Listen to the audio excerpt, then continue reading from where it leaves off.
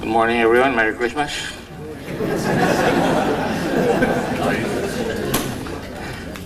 First of all, allow me to apologize for my absences in the last 2 days that we were set to have meetings.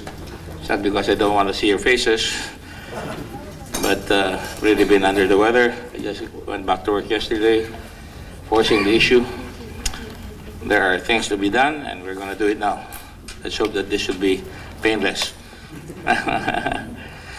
Secretary Andanar, good morning. Good morning, Would Mr. you like to Chairman. introduce me to your people? Thank you. Good morning, Honorable Chairman Senator Richard Gordon and distinguished members. Before we present our proposed 2020 budget, may I introduce Just a moment, the just officials? for the record. This meeting is now open once more because we have a continuous license to just suspend session so that we don't have to wait for others. We're a very busy Senate right now. So I declare it open. Please go ahead. Sorry for the disturbance. Thank you, Mr. Chairman. Before we present our proposed 2020 budget, may I introduce the officials of the PCOO who are with me today. Undersecretary for Good Governance, George Apacible. Undersecretary for Raise your hand. I don't know all of you. George Oh, there you are. Apacible. Don't you look familiar? Aren't you one of the policemen who are being investigated for... Go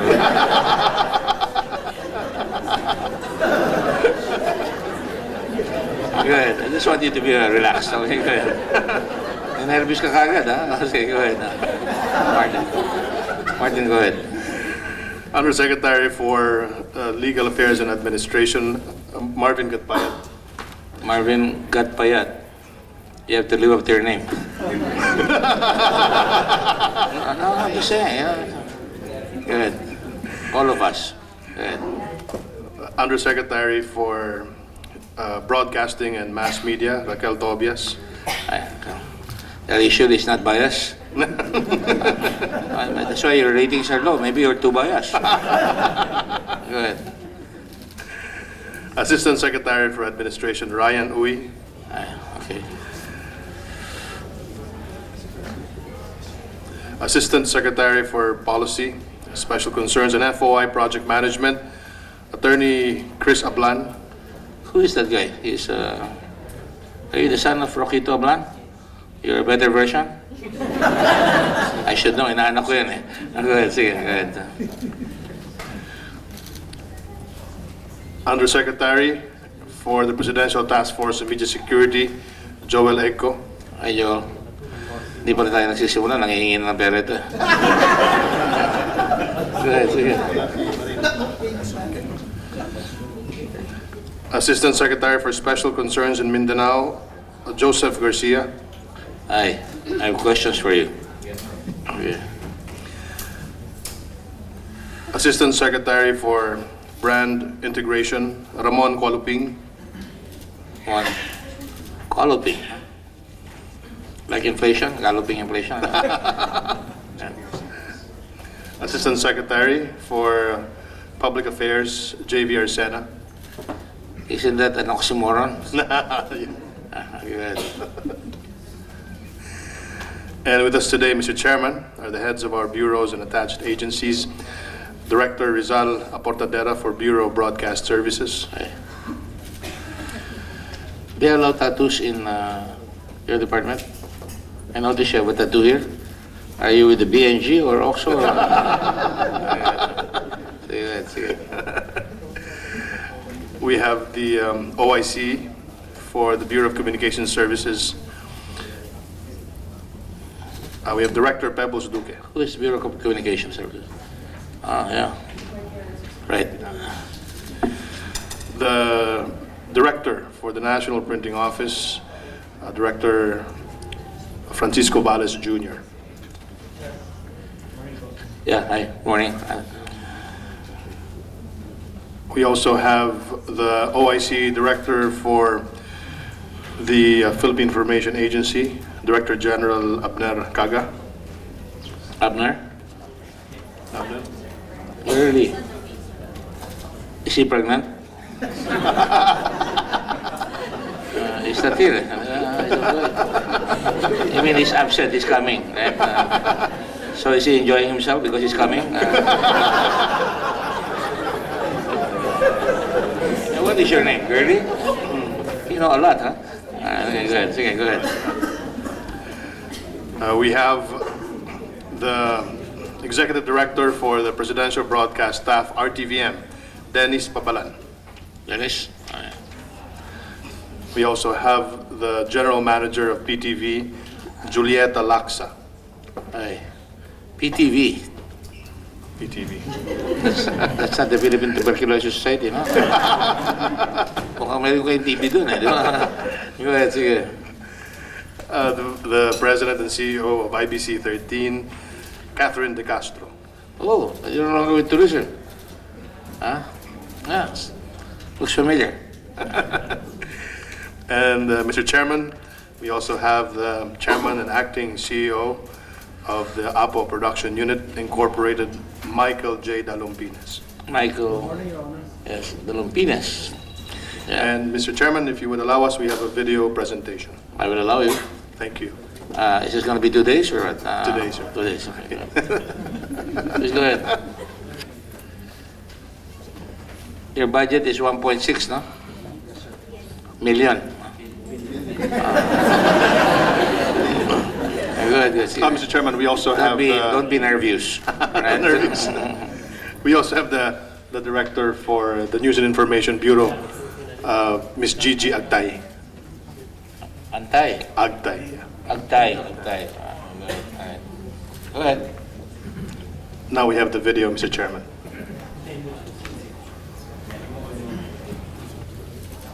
Lights, please.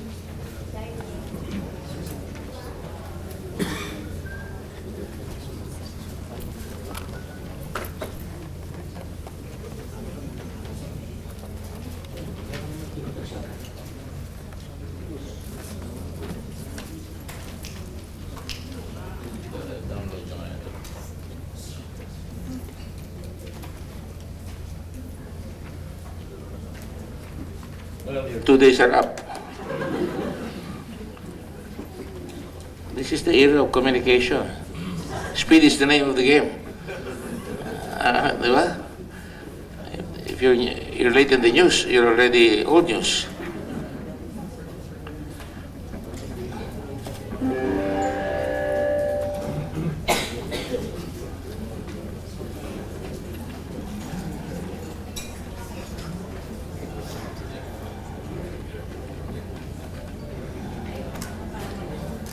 Go ahead. What's holding you?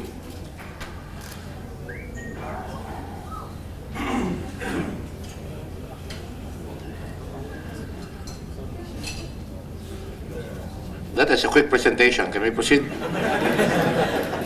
Ano pala? Oh, yeah. Central Communications Operations Office is the lead agency of the Philippine government mandated to communicate the policies and programs of the executive branch.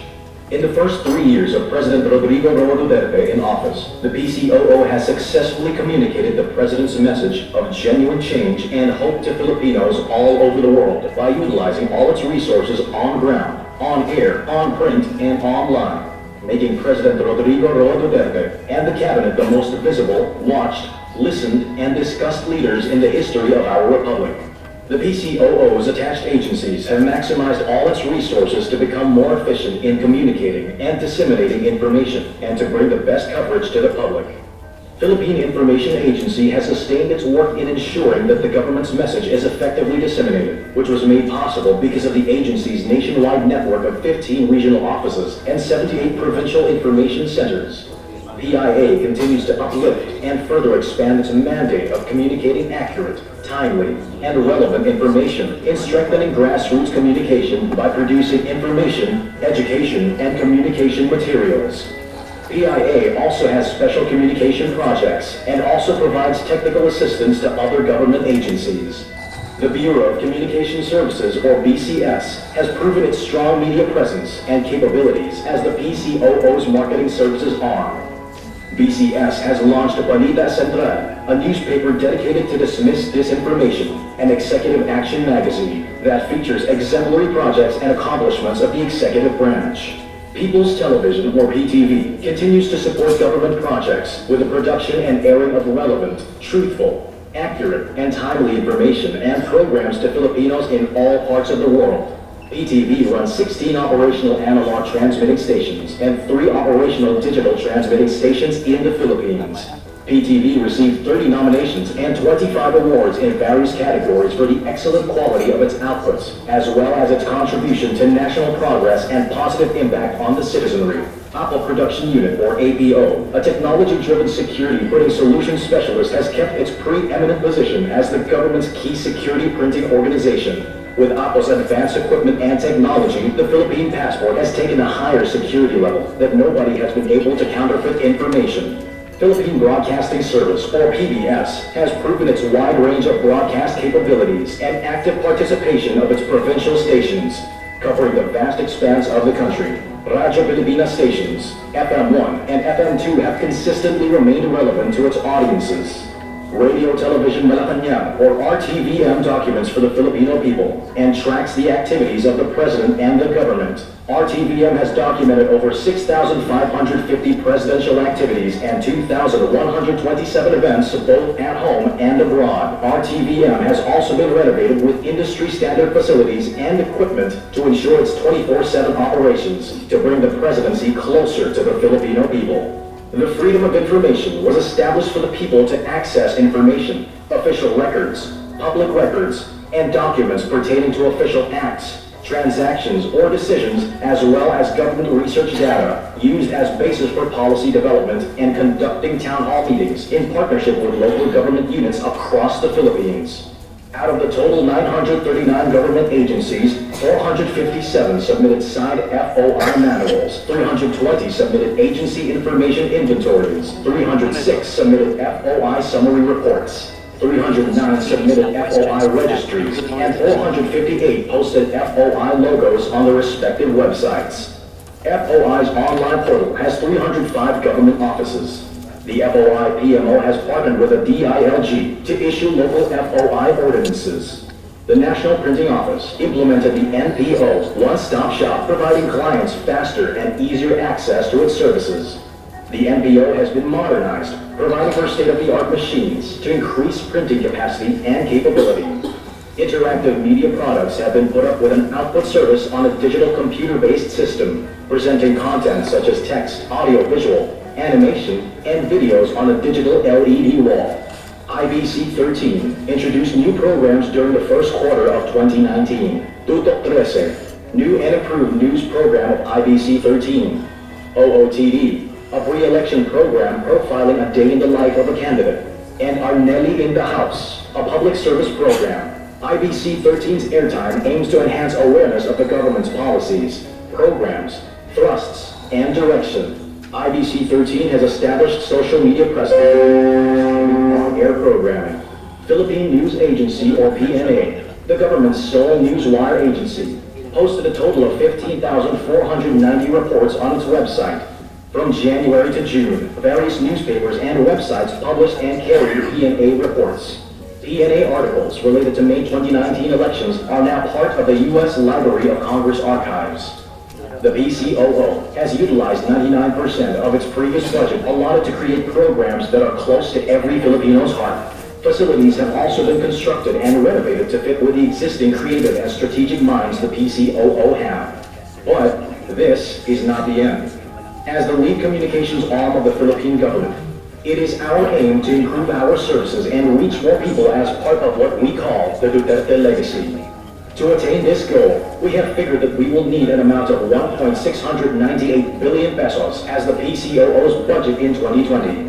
The vision in the construction of the Government Strategic Communications Center, built on a 20,000 square meter lot in Manolo Fortich, Bukidnon, will be a venue for the government to conduct national communication trainings equipped with state-of-the-art machinery, side by side with the construction of the GSCC, or the Mindanao Media Hub, and Visayas Media Hub. At the same time, we would want all the existing projects, such as the PCOO Roadshow, Rehabilitasyon for a Drug-Free PH Town Hall Meetings, Dagyao Town Hall Meetings, Kapihan, and many more to remain and continue to reach the public. The PCOO is also a vehicle of understanding for a well-informed and enlightened citizenry about what matters of our national importance, proud of its heritage, and attuned to global realities. To the honorable members of the 18th Congress of the Philippines, it is the prayer of the Presidential Communications Operations Office that through your help, the requested 2020 budget of the agency shall be granted. The PCOO believes that every person shall be afforded information and that the right and truthful information will help the citizenry create objective decisions that is vital to nation building. As partners in creating a better Philippines, we entrust our hopes to you, our honorable lawmakers. Your support will boost the efforts to push for the legacy of President Duterte, a comfortable life for all Filipinos. As communicators of change, we engage, we involve. This is your working PCOO. With the permission of the chairman.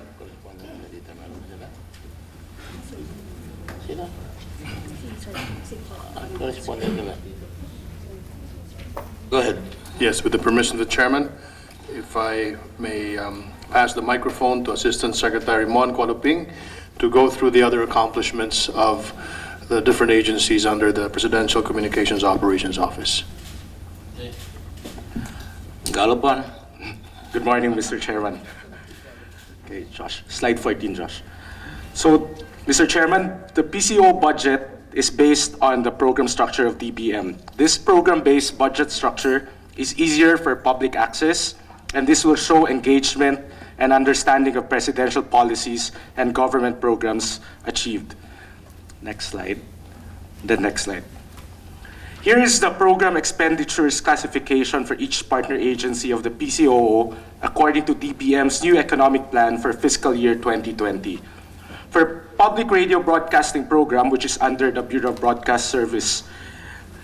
Second is development communication program, which is under the Let me Philippine. interject. Yes. How many radio stations are you operating under BBS? How many of them are operating? How many of them are making money? Mr. Chairman, may I pass the microphone to Director Aportadera? More, Mr. Chair. Currently, we are operating 27 stations outside Metro Manila and 5 radio stations here in Metro Manila area. And currently also, updated report, 99% of all these stations are on the air. Only one station is not on the air, which is Tawi-Tawi. But the new transmitter has already arrived, so hopefully before the year ends, we'll have 100% operations for all stations. You know you're not under oath. I can put you under oath. We're talking about, are they operating? Yes, Mr. Chair. Functioning every day? Yes, Mr. Chair. Why do I get a report here that you only have 8 fully functional, below low power 24, not functional 1? Please be frank, because I'm here to help you. If you're Yes, Mr. Chair. trying to put one over me, I will really change. Yes, Mr. Chair. 8 at full I power. want the truth here. I want to know how I can help you. I want to know where you're weak. I want to know where we can strengthen you. So don't tell me any BS. That's Bachelor of Science in... Yes, Mr. Chair. Yes, Mr. Chair, the stations are operating 8 on full power, meaning they are operating on maximum power, which is anywhere between 5 to 10K, depends Where are on they the- located? You should know that. Yeah. Who is that guy? Do you want me to call him, not you? No, Mr. Chair. And you tell me who they are, where they are. Mr. Chair, I'll ask for 2 minutes. I'll just reconfirm my list. Dapat alam mo yung trabaho mo. Okay. 100%. Okay. Mr. Chair, on 10K operations, Tabuk, Tuguegarao, Tabu? Ano yung tabu? Tabuk, Tabu in Lanao. Tabuk up north, Kalinga. Cordilleras. Apa. And then Tuguegarao, and Anong power niyan? 10 kilowatts. Lakas. Apa. Hanggang saan yan? Buong region? Primary area of coverage lang po within the area sa Tabuk.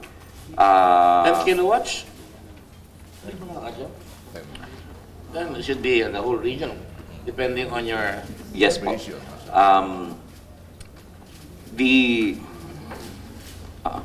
The 10 kilowatts that is being transmitted right now, That is transmitting right now. I'm sorry, it is on maximum capacity pala to transmit until 10 kilowatts. When we run on full power, Mr. Chair, it means that all these transmitters are up to optimum. The other stations Which means you mentioned, pay more power. to earmark, yes, we pay. Are you able to do that? Yes po, Mr. Chair. So you're able to maximize at 10 kilowatts? Or you're really operating at 1 kilowatt? There are stations listed No, at answer my question. Sinabi mo 10 kilowatts, ano ang tumatakbo doon? 1 kilowatt, 2 kilowatts? Dahil kapos kayo sa budget, di ba? Apa. Oh, sabi ko lang totoo, hindi yung... I can easily transmit to you a blue ribbon questioning here. Apa. Okay, go ahead. So, I'm not threatening, I'm just telling you. yes po. Yes, I don't want to be played. Mr. Chair, Tabuk is running at 10, and that's the current report of engineering to me, Mr. Chair. And then the others? Tuguegarao is also running at 10 kilowatts, Mr. Chair. Manila is running at 45 kilowatts. Malolos transmitter for DZSR is running at 8 kilowatts. Our What was the FM last one? What was the last one? DZSR Radyo Pilipinas 2, 45 kilowatts yung Manila. Malolo sila. 8 kilowatts. Malapit sa Maynila yun. Di ba narinig yung 45 kilowatts sa Malolos? Ano po? The Manila transmitter is for Radyo Pilipinas 1, which is the flagship station. That is running at 45 kilowatts. Radyo Pilipinas 2, which is another AM station that we operate, runs at 8 kilowatts, which is... I know, I Apo. understood it the first time. Apo. But the 45 kilowatts of Manila is not capable of reaching Malolos, Bulacan, which is so near. Capable pa, Mr. Chair. Oh, why do you have another Malolos? The other station in Malolos is for Radyo Pilipinas 2 po, not the one. I don't care who owns it. There's only one PCOO. So you want budget, but I want to make sure you maximize your money. Apo. In any relationship involving business or government, you maximize, minimize expenses, maximize your revenues, maximize services. So if you have 45 kilowatts in Metro Manila that can reach Central Luzon, you don't need another, I don't care what you call it. You put the other station somewhere where you can reach more people. Would that be logical? Or would that be part of your corporate plan? Because just because it's there, you operate it, kahit na natatalo, walang effect. You're not expected to make money, but you have to make sure that you're able to maximize your vision. You're able to inform the public. So there's got to be some thinking here. I've been in government for a long time. I hope you're not one of those that go to government to occupy a title and not to make change, effective change. So nakita niyang mali yung lalagay niyang mga stasyon, yung lugar. It's logical to say, boss, sana na natin dito, ilipat natin ito dito. Baka mas effective tayo. Don't agree with me if you don't agree with me. Because it would take cost, right? Yes, That Mr. means that the next year's budget, if you want to do that, you can do that. Because if you have 45 kilowatts operating, bakit dalawang stasyon pa? And then what are your ratings? I will not let you finish the 10, but ratings done. Are you top of mind? They turn on the radio, kayo bang uunahin o unahin yung ibang programa? Siyempre, conforme sa programming niyo yan. Are you on news channel? Radyo Pilipinas is news and information po, Mr. Chair. Right. And it's on the top 10. It's actually the last position for 2018 was number 6. Who is number 1? ABS po. Number 2? DZWB. Just in GMA. Metro Manila? Apo. NCR. And number 3? RMN, Mr. Chair. RMN. RH, sorry. RH. RH. RH po. Oh. Then RMN, then kami po, number 6. Number 4 ang RMN. Number 5, sino number 5? Radyo 5? No, sa FM qualification po sila sa programming, Mr. Chair. Sino number 5? DWWW, Mr. Chair. You have to know your onions. You have to know what competition is doing. Yes, Mr. Chair. I cut my teeth in Procter & Gamble. That's nothing to boast with. but we were told to make sure that you know your competition, you know your market. So what do you say? Are you going to go? How many radio stations do you have? You say they're all functioning? Yes, Mr. Chair. Magkano ang power cost nyo dyan, Secretary? How much did you actually spend for, let's say, Tabo? Power cost. Ilan ang tao niyan? You know, I was a cabinet minister before also, ah. So dapat alam natin kung anong...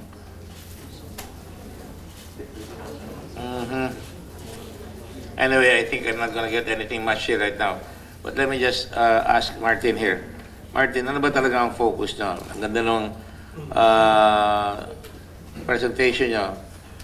But when you get your marks, really honestly, your job is to inform the public, right? Meron mong pasipsip pa kayo kay President Duterte.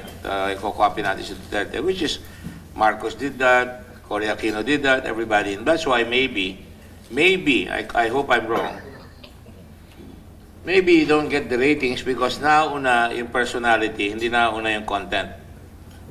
There's a way of informing the public, making the president look good without, announcing that this is for the president alone.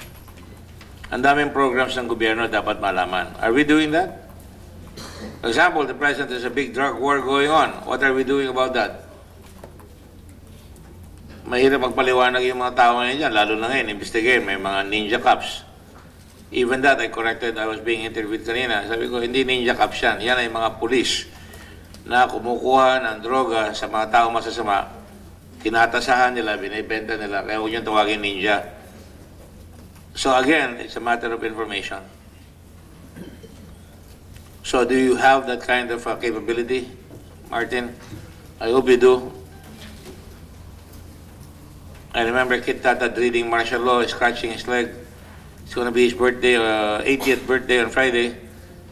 And that is when DPI was born, Department of Public Information. Diba? Oh, she remembers.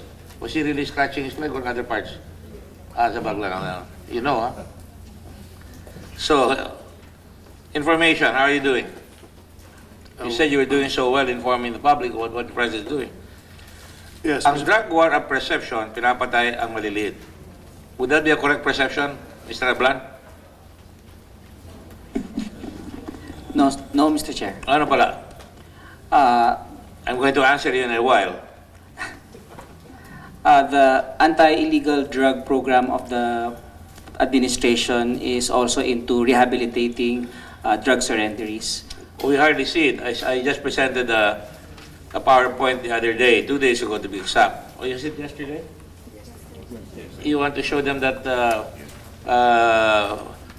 that slide that shows a very big rehab center in Nueva Ecija, in Laur, that is not being utilized? I'm not here to fix the blame. I'm here to fix the problem. Mr. Chair, the PCOO only reports the information relayed to us by our partner agencies. Insofar as the rehabilitation program, our partners are the DILG and the Department of Health, and whatever information they give us, we try to trickle it down to our... You are supposed to be the information system of the government. Your job is to know what the public policies are, where the government is headed, create news, or rather bring the news, and then bring some analysis.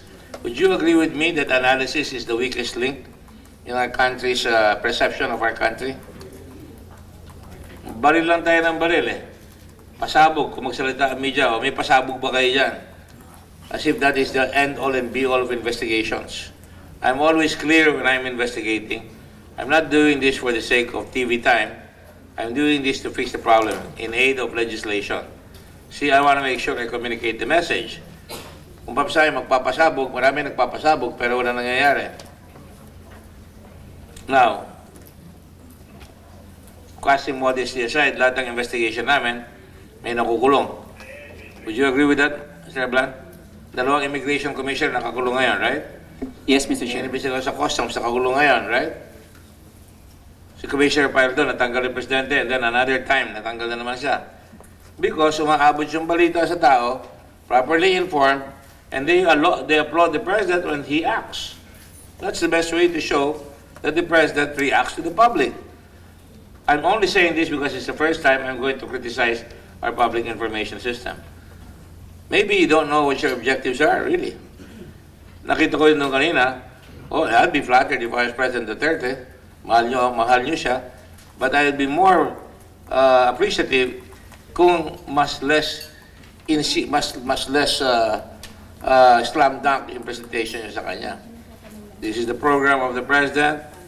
The problem is drugs. We want to save your children. We want to go to the schools. Maybe have symposium there, cover it by your channel or your TV, and let the public speak. Anong perception niyo sa mga pulis? Natatakot ba kayo sa pulis? Sabi ba kayo sa pulis? That way, you inform the public and the President what the perception really is. And when it's being done by the government station and it reaches the President, hindi na kayo propaganda machine ang tingin sa inyo. Ang tingin sa inyo, you're really out there to help solve the problem. Would you agree with that?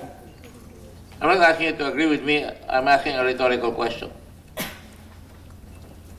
You have all the means. If I were to handle this, look at that. Wala naman. How would you answer that? Dami natin drugs, pero walang laman yan. Oops. Meron pa isa sa bukid nun. Anyway, I tell you, in our current investigation right now, out of 30,000 prisoners in Muntinlupa, out of 24,000 are heinous crimes. About 8,000 are medium crimes. Minimum criminals, 2,000. So baliktad ang spectrum, di ba? Maraming heinous crimes. So we have a problem. You should be aware of this. When we're doing the investigation in the Senate like that, hindi lang kami, other departments, and you should be communicating the message. And the message is we have to reform. The message yesterday was we're going to have 3 institutions that will have 8,000 per facility with electronic gizmos, so makikita mo lahat na nangyayari doon, so mababawasan yung luwan. Makakalapit pa ang tao doon sa mga kamag-anak na nakakulong doon. Lalagyan natin sa region. No? But I'm digressing. But my point really is, I want you to be effective. It just struck me. I came here with an open mind. Lahat na nakita ko from the President Marcos, now that the President's always Marcos, it's always Cory Aquino, it's always whoever is President. And that is why I've always wondered, can you explain this to me? You have this whole infrastructure, a whole distribution system of news. You have a lot of writers, a lot of TV cameras, a lot of this and that. But let me ask you a question. Shouldn't you be something like BBC? Ginagaya niyo yung BBC, marami radio stations. May Radio Europe, may Radio London, may lahat sila. Pero effective sila. And yet they're government-owned, but run by the private sector. Is it time to switch to that? Martin, your thoughts, please. Your valuable thoughts. You're both from Channel 5, huh?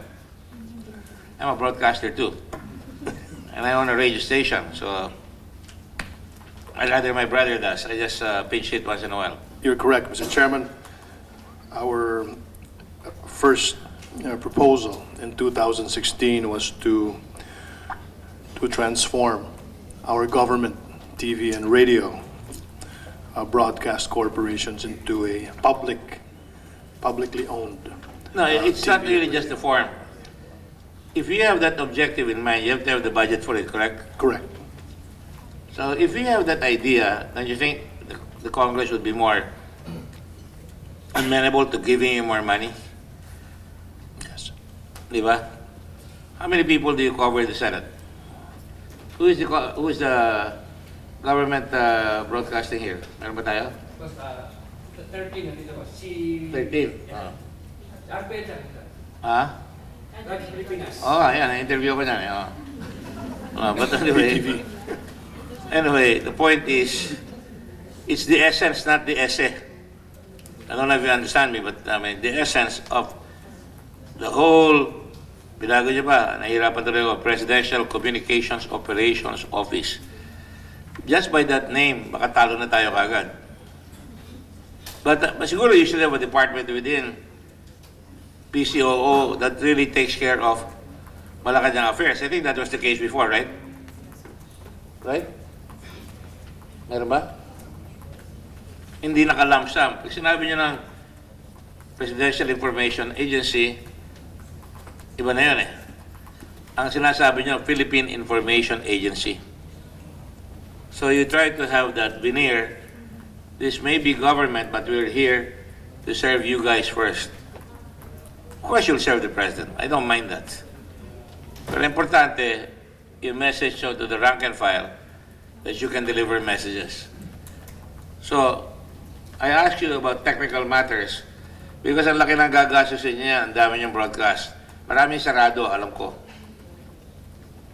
Correct, Martin? May hindi nag-operate full capacity. Yes. Desire.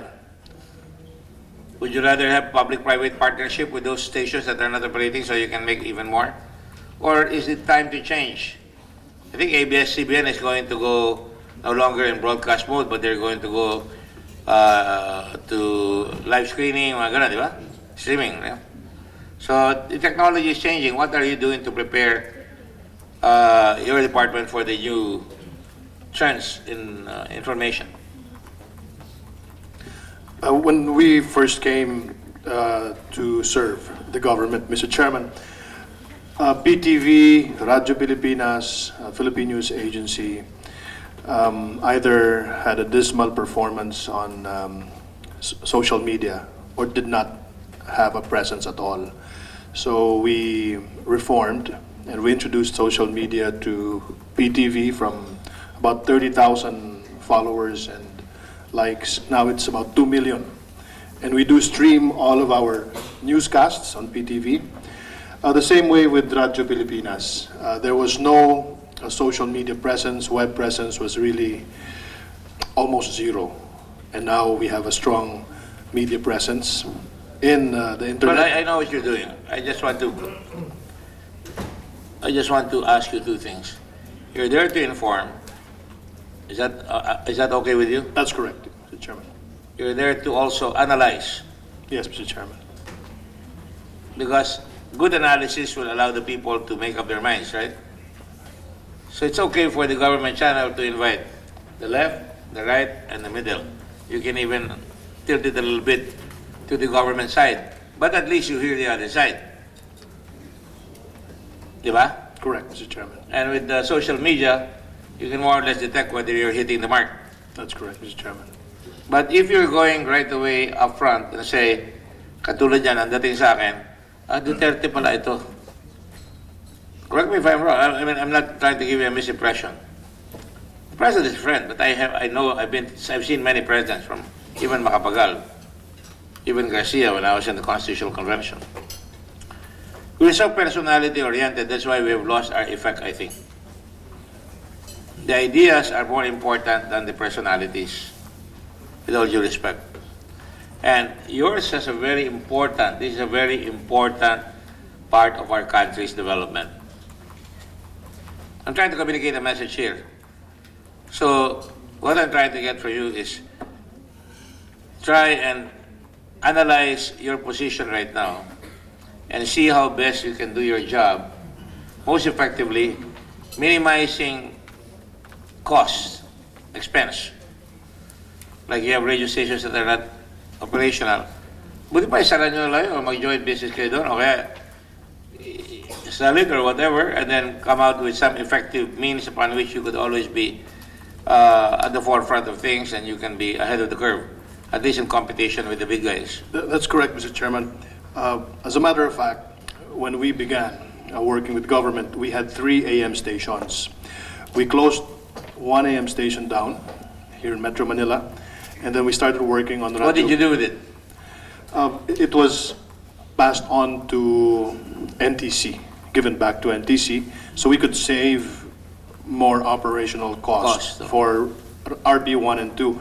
And modesty aside, Mr. Chairman, when we came in, RB1 or 738 AM was not in the top 10, was not even the top 20 radio stations in Metro Manila.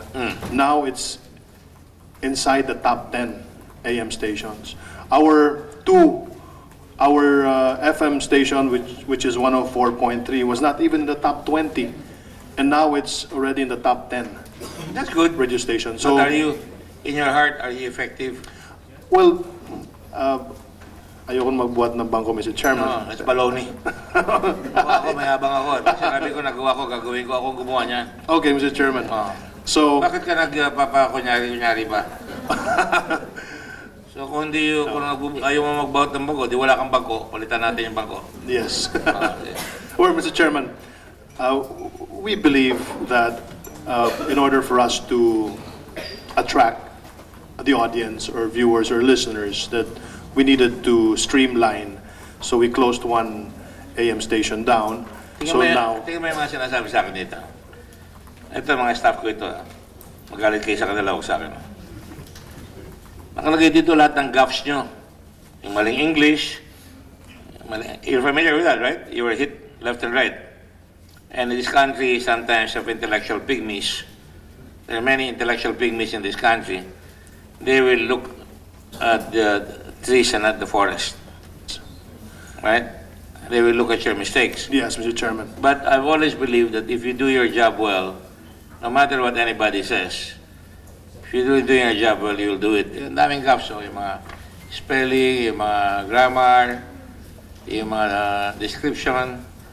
I'm not even gonna read that. I think it's a waste of time. Yes, Mr. Chairman. You agreed right away, huh? You're not off the hook yet. Sorry? You agreed right away, we'll not waste my time there. Yes, of course. I don't want to waste your time, Mr. Of course, you Chairman. don't want that. Just, I want to highlight what you have by way of, ito, fake news naman to. What is your position for fake news? Dati na yan, last year you went through that, di ba? Fake news. That's part and parcel of today. Di ba? And to a certain extent, I think, I'm trying to find out a way where we can pinpoint your role in society. The first thing you ask yourself when you join the government is, what is my role in national development? Would that be a fair question? Yes, Mr. Chairman. It's a I'm fair just question. giving you the benefit of my limited experience. When I became mayor of Olongapo, I said, what is my role? How am I going to tell the people that they have a role to play? We have a naval base here, natingin sa atin, Sin City. Darating yung tiga Iowa, tiga Ohio, makikita nila panay nightclubs. First time they go to a foreign country, panay touching dito, panay prostitutes, which our own media exaggerated. But in reality, there were more people working in the bases, as welders, ship repair, personnel, supply, and everything. That never came out. Now, if I were in government media at that time, I would have said, this is what we're getting. We're getting so many millions in terms of salaries, taxes, etc., etc. And we're learning, right? We don't have to send these people abroad. They're finding jobs here in the country. Is that part of your message? Find your future in your native Philippines rather than find your future in a foreign country? I know that's a policy right now. I disagree with that policy entirely. But isn't it part of your charter to say there are opportunities? For an example, they are taxing us now. Maraming taxes. Senator Tolentino's here. A lot of taxes are being imposed upon us right now. Can you tell me, is anybody here tell me, what jobs are being created by the government right now to offset the fact that our foreign direct investment is so low, and that we're going to tax the people pa, and that you're going to remove pa the P? Now, I'm not advocating. I'm just saying the reality on the ground is there's an awful lot. It's just like the Philippines, an awful lot of land resources, but it's not being tapped. You create a lot of infrastructure.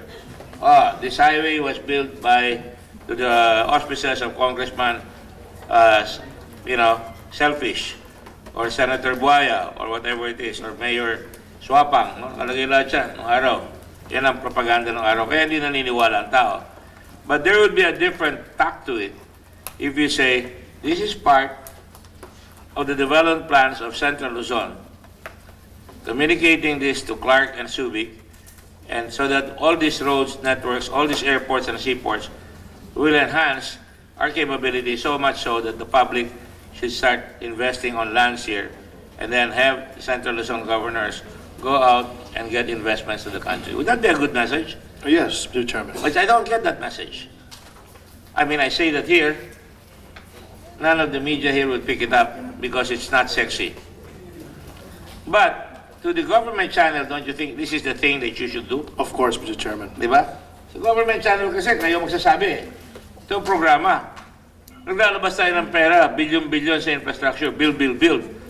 Eh, build. Ano yan? Saan papunta yan? Gagawa ba ng employment yan? O yung construction worker lang kikita dyan? O yung kickback? Or gagawa yan ng pagkakataon na pag may railroad ka na dyan, you can put factories, you can put warehouses, you can put new development, unload Metro Manila, drain the swamp. Yan ang mga dapat sinasabi natin. I can see you nodding your heads. I'm going not into your budget, I'm going into the philosophy. If you have not taken my drift, the philosophy is far more important than your budget.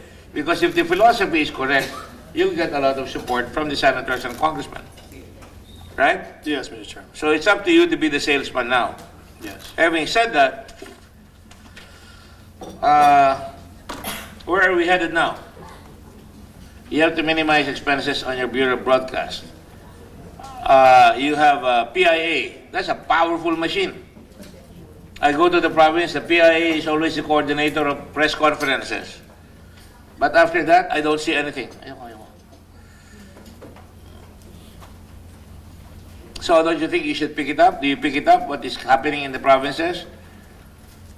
Pumunta si Senator Tolentino doon sa Mindanao. Sinabi niya, ito ang paraan para sa peace. Hindi lalabas yan. But it should be the government who should put it out if it will be good for the country's development. Don't you think so? I'm just giving you open new ideas and insights. You know, I'd love to have your job, but I'm not going to get it. I won't. Because it's a great opportunity for you to change the mindset, change the attitudes. Winning a war, you've got to win the hearts and minds of a people.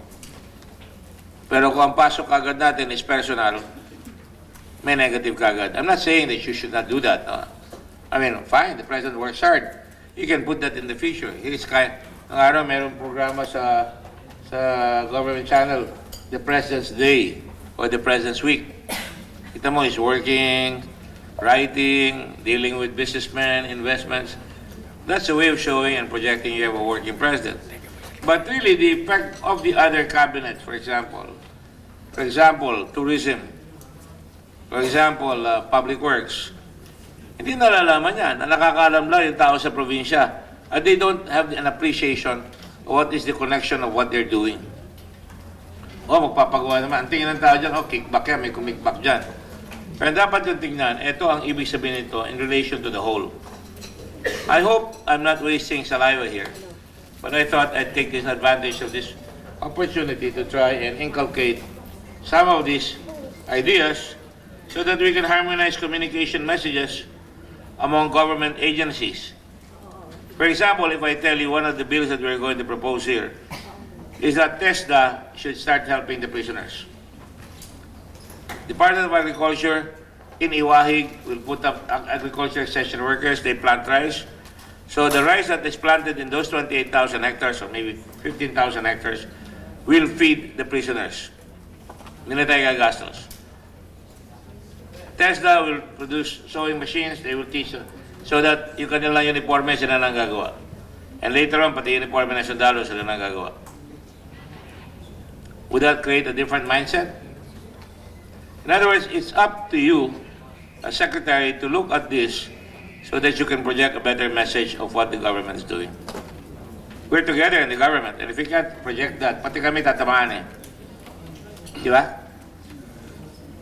You are correct, Mr. Chairman. In fact, I have followed your communications campaign from your days as mayor of Olongapo up to your excellent job at the Department of Tourism when you coined the WOW Philippines. And I do understand and I believe in your philosophy, and in fact that is what... Thank you, but flattery will not get you anywhere. That's what we are doing, Mr. Chairman. Like I said, if you know yourself, hindi ka mahihiya na buhatin yung sarili mong bangko. Yeah. You have to know yourself and you have to be honest. To thine own self be true. Sabi nga ni Shakespeare, no? Or is it Shakespeare? Yeah, I think so. To make a long story short, I can go now to the specifics. You have Channel 4. I understand the last time it was modernized was about 10 years ago. When you have a big transmitter, ang laki ng transmission power niya, di ba? Who has Channel 4? Juliet? Julia. Pardon po, Mr. Chair. What is the transmission power of Channel 4? We're running at 40,000 watts, Mr. Opo. Chairman. Sorry po ha, medyo masama lang po pakiramdam ko. Pareho tayo, pero andito pa rin ako. Sorry po. Anyway, yun po. Well, Labas ko sir, lang po kasi. When you hesitate, Opo, 60 see, that's kilohertz information. po. Opo. I'm asking you a question. You're supposed to know your portfolio. When I ask you and you hesitate, my litigation experience comes to me. Hindi niya alam ang kanya. 60 ano po? And I don't want to be a predator here. Mr. Chairman, we have a maximum transmitting power of 60,000 watts, but we are transmitting at 40,000 watts. Because That's what stations do. We don't go they don't maximum. go full power, so No, you full conserve. power. You conserve and also you save the transmitter. What is your best program in Channel 4? What is your best program on Channel 4? Sa news po. Lotto? Sa news po. Sabi na dati niya, loto raw, sabi niya. Sa news Naniniwala ako po. doon, marami nagloloto eh. Opo. Loto po. News po. Sa news. Sa news? 90% po I'd sa... like to see the day when the government channel, when people can switch their channels, say, I want to listen to the government side, I want to listen to the... No, I'm not going to do that. I will keep you in the government channel because here in the government channel, Senator Dillon can be there with Senator Tolentino or with Senator Lacson or with anybody, and they discuss a particular issue. Yes. I mean, there are risks to that. But you have the analysis afterwards. And to me, that's the most important element that is missing in this country, the ability to analyze events. And that's why media is important because you see CNN. Even CNN is running amok. Anti-Trump na totally, kaya nawawala na sila ng sting, di ba? Ang Fox News gano'n rin, pero umina na yung Fox ng kote, di na bumibira. But really, if you really want to be effective, that will be the way. Get the best experts there. You don't even have to go political. O climate change, ang kakagulo sa buong mundo. Tawagin natin ang mga professor dito, in something that, in a good broadcaster, which you are, you can ask the right questions so they can communicate the message. Or yesterday, I was watching TV. Or was it this morning? They were showing, meron tayong diphtheria, meron tayong polio, bumabalik. Actually, it's all panicking. You only have 2 polio cases. I'm with the Red Cross. I've already mobilized quietly the whole Red Cross. In case we have to immunize, we are ready like we did with the measles. No? And quietly, the Red Cross, for example, you don't know this, but I let the people talk about it. We have tents as extension hospitals.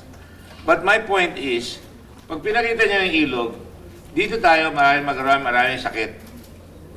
Diyan papasok ang research niyo. Yes. Karamihan ng sakit ng araw sa Europe, pox, everything came from dirty water, dirty rivers, dirty sanitation. I'm not telling you how to run your job, but it's the philosophy. Kung panay propaganda tayo, babalik na naman kayo next year, hingi kayo ng pera. Pero why are we spending money if you're not effective? I'm looking at all of you and seeing, trying to get a reaction. In fact, I'm trying to help you, right? You know that? Yes, Mr. Chairman. Yeah. So, what I'm suggesting is kasi I'm going to answer the questions on the floor. Well, how am I going to answer that question? Oh, they promised me that they're going to change programming. They're going to get better research, better anchors, better analysis.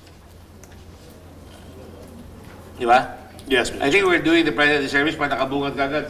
This is for President Duterte. Wala na makikinig kagad. Yung kalaban ni Duterte, wala, huwag niyo na panaulit niya. Dadagdagan pa niya, sabihin, Duterte channel yan eh. But if you come out, this is your government channel, we present all sides. But of course, the government will have its side all the time, and we're welcome to all sides. Are you talking to Mr. Kualoping, who wants to continue his presentation? No, Mr. Chairman. Kasi ako essence muna eh. Yes. Madaling silipin lahat yung ang dami kong research na sa inyo. Yes, Mr. Chairman. You're correct, Mr. Chairman. We fixed the platforms first. That's what we did for the first 3 years. We fixed the platform of Radyo Pilipinas, Uno, Dos, PTV, the FM But as you stations. fix it, you have to tell the public also. That's correct, Mr. Chairman. So now that we have the audience, we've captured the audience. As a matter of fact, during State of the Nation addresses, Mr. Chairman, when you watch PTV over Facebook and the Presidential Communications Operations Office social media, we have so much, we have a huge amount of viewers that surpass the viewers of the other channels. Let me throw you a strike here right now. Sure, Mr. Chairman. The government said, shut off all aid. We don't want any more aid from these countries that criticize us. If you were advising the president, would you advise him to do that? Any of you?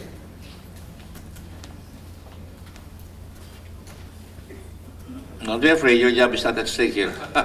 Well, But you will want to tell the president, we want to give you good advice. Tingnan mo yan, ang editorial, tinitira tayo sa Star, tinitira lahat yan. Do you have somebody among your staff following the president around? yes, Mr. Chairman. Have you gotten his attention? Because there are so many unnecessary things. Now, the president is popular, no doubt, but everything like Estrada is popular, was popular before. Isang mali niyan, gagalaw yan. I hope that doesn't happen because we cannot afford it anymore. He's doing a good job on drug war kahit na dapat siguro emphasis makahuli tayo ng drug lord, makahuli tayo ng mga luko-luko talaga na mga pulis. Go ahead, Senator Tolentino. Good morning, Mr. Chair. Relative to the drug war, and I'm sure this should be of interest to the PCOO family. Yesterday, the Egyptian head of the Human Rights Council based in Geneva stated that the Philippines has no problem in terms of human rights. What is lacking is to make positive responses from the critics to the critics coming from the positive performance of the Philippine government relative to the other matters contained in the universe of human rights. And that Egyptian, I forgot the name, you can search, cited several. For instance, the Philippine government gender initiatives has never been highlighted. The Philippine government's drive to have more access to health facilities and education for women, etc., etc. Even gay rights. So what is happening right now, Mr. Chair, is the apparent lack of concrete, positive messaging that would help the Philippine government curtail the negative criticisms coming from the critics insofar as human rights is concerned. What the Egyptian, I don't know if it's a rapport to what the Egyptian said yesterday in Geneva, is for us, for the government, the PCO in particular, to refocus on the positive. Because when you refer to human rights, it's not just the physical, violent species that is involved, but you refer to the economic human rights. The President just signed the bill institutionalizing the 4Ps. The President signed the bill having a universal education, etc., etc. The President is very concerned with the water situation. That's why he opted during his SONA to include the creation of a Department of Water as one of his legislative priorities for this Congress. So what that Egyptian was saying is that the Philippines is in the right direction. What is just needed is the proper messaging addressed to the international community. Because when you refer to the human rights universe, it refers to not just violation of your physical space, but economic human rights, Political human rights. We just conducted an election. That's a human rights issue. The good Senator Gordon is just concluded his investigation relative to the Bucor mess. That's a human rights issue.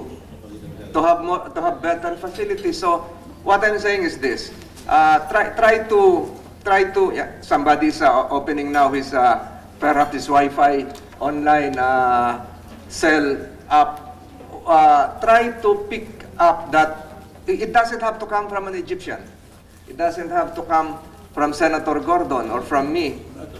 Mandate po ng PCOO, with all due respect, to project the positive. And human rights is not just what the Iceland resolution is saying. Water is a basic human right. That's contained in a United Nations resolution. That's why we're creating a Department of Water. That's why the President is concerned with the performance of MWSS, Maynilad and Manila Water. So, Mr. Chair, I agree with you that there has to be a rechanneling, refocus, insofar as international and even domestic projection of the governments, we are part of the government, accomplishments in terms of human rights. Hindi lang yung human rights na minamatay. Human rights lahat yan. Inimbestigahan namin yung toilet access sa isang mall sa Cubao. That's part of the human rights projections of the country. But it has never been projected, highlighted in the media, even our local media. Just another example. 2 weeks ago, Mr. Chair, I questioned Secretary Duque. I questioned Secretary Duque concerning the African swine flu. Is that hog fit for human consumption? You know what the answer is? Yes. Ang naghahawaan lang yung baboy eh. Pwedeng kainin nyo, pwedeng lechonin nyo, pwedeng gawing minudo yon, pwedeng gawing barbecue yon. Pero hindi lumalabas ito. Ang resulta, natatakot ngayon yung mga tao kasi wala tayong messaging. Anong ginawa ng Cebu? My good friend Governor Gwen, binan niya yung mga pork products sa Cebu, gumaya ang buhol.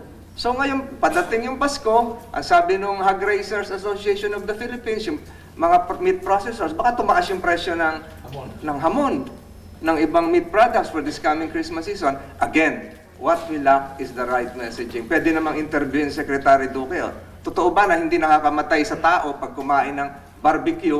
Kahapon, kamakalawa, sa Nueva Ecija, nag-boodle fight sila ng mga pork products. So, Mr. Chair, I think I agree with you that there seems to be a gap in terms of domestic messaging to help our Filipino farmers, hog raisers, etc., as well as to help the President. Kawawa naman yung Presidente, ang kulang lang pala, ang nagsabi pa, yung Egyptian kahapon sa Geneva, ang kulang lang, sabihin niyo yung positive messages. Siguro, that's in line with the questioning that you asked, Mr. President. So, I'll be asking my good friend Secretary Andanar, former colleague in the Cabinet, ano ho yung programa natin ngayon 2020 insofar as the messaging is concerned? Kahit sino po ang ilagay natin dyan sa permanent representative sa United Nations.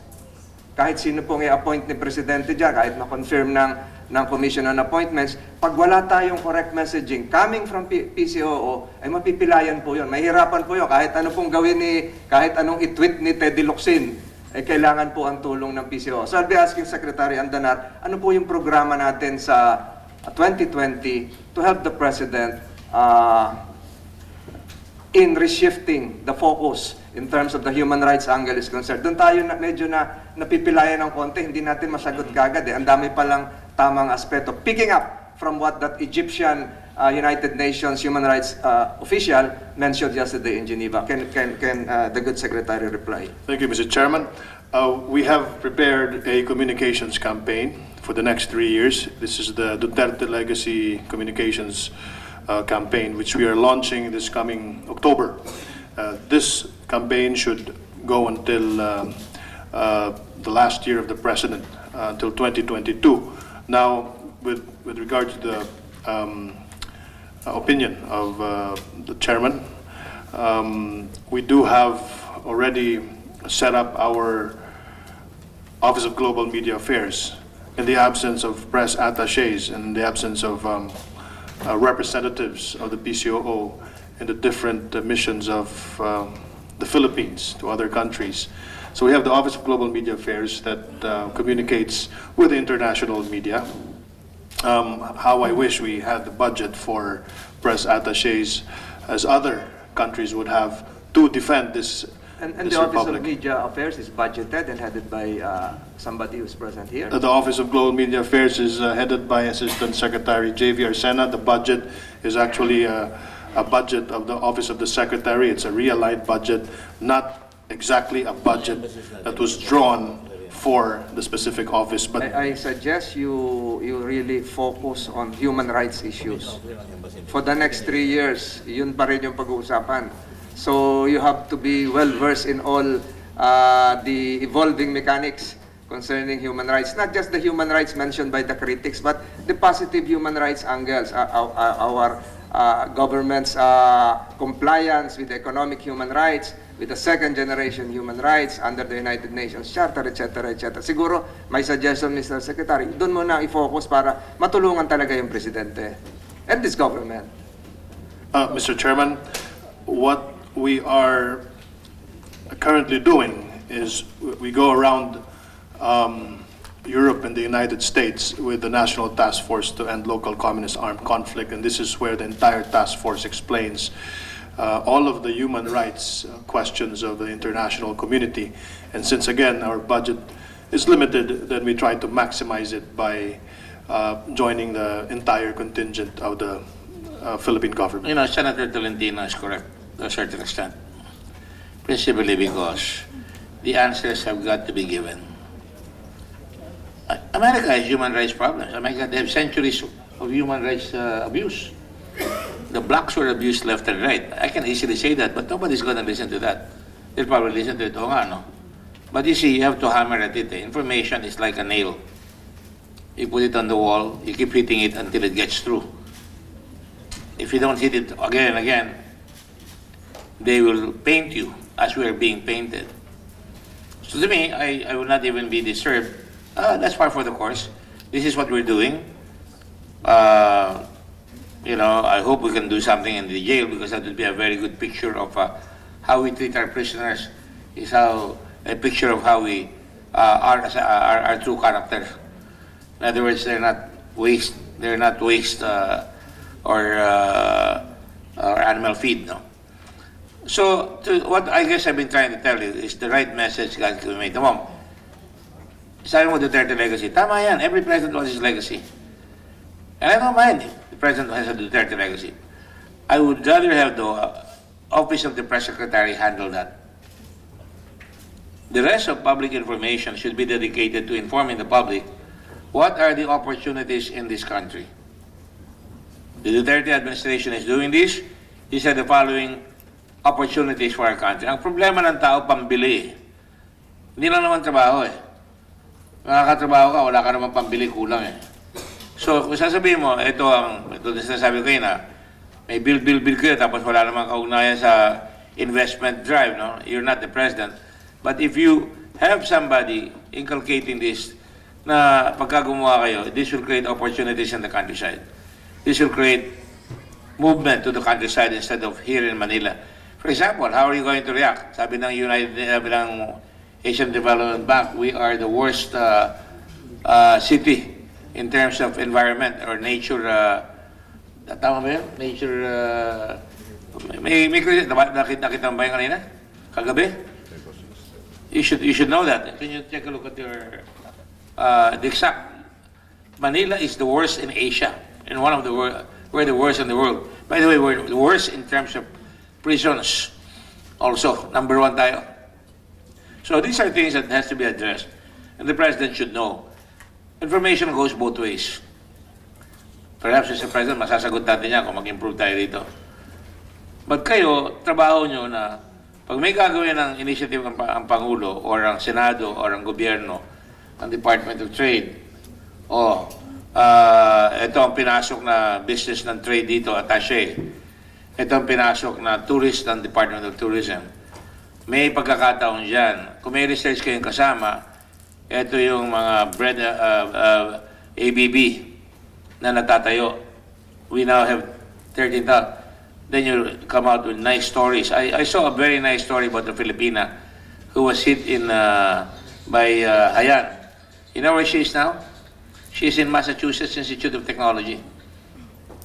She won, she's now going to be an environmental scientist. She got an award for $250,000. That's a heck of a great news. Isa lang yun. Pag napanood yun, positive, feel good. Pero kung hayaan nyo na the opposition or the critics or the naysayers, and there was a lot of that all the time, and you don't do anything, nagre-react lang tayo, no, sabi mo, talaga, yeah, I know, we have that problem. But we're focused on this problem right now. This is what we're doing. A, this, B, this, and ito ang results. Then perhaps the, again, Presidential Communications Office should really change your nomenclature. It should be the National Information Agency, or whatever it is that you want to call it. And then within that is the Presidential, para matuwa pa ibang mga senador, Legislative Information Agency, kasama din sa office na yan. So lahat na nangyayari dito, ginagawa, no? Na lumalabas. You've got to get the news out. But if you put the news out na nakakategorize tayo na kayo ay talagang pro-administration, nobody's gonna listen. Even the world's not gonna listen. But you really have to send some messages to the President that these are the problems and we can address this in so many ways. So, your budget, kahit na-aprobahan natin yan, kung hindi nyo papalitan yan, next year, magkakaroon na tayo ng problema. It's my first time at bat here on presidential communication. You notice I'm not asking for specifics. I've asked you for ratings. Medyo napipigan ako sa'yo kanina because nakalagay sa COA. Ano na yung COA report? You know, ganyan ang standard fare dito. I'm not your regular senator na. Titignan ko nga sinabi ng COA sa inyo. O ito sinabi ng COA. Only 4 of the 33 radio stations operated by BBS run on normal power output, while 25 are operating below rated power output. 1 is on limited daily operation. So what does it tell me?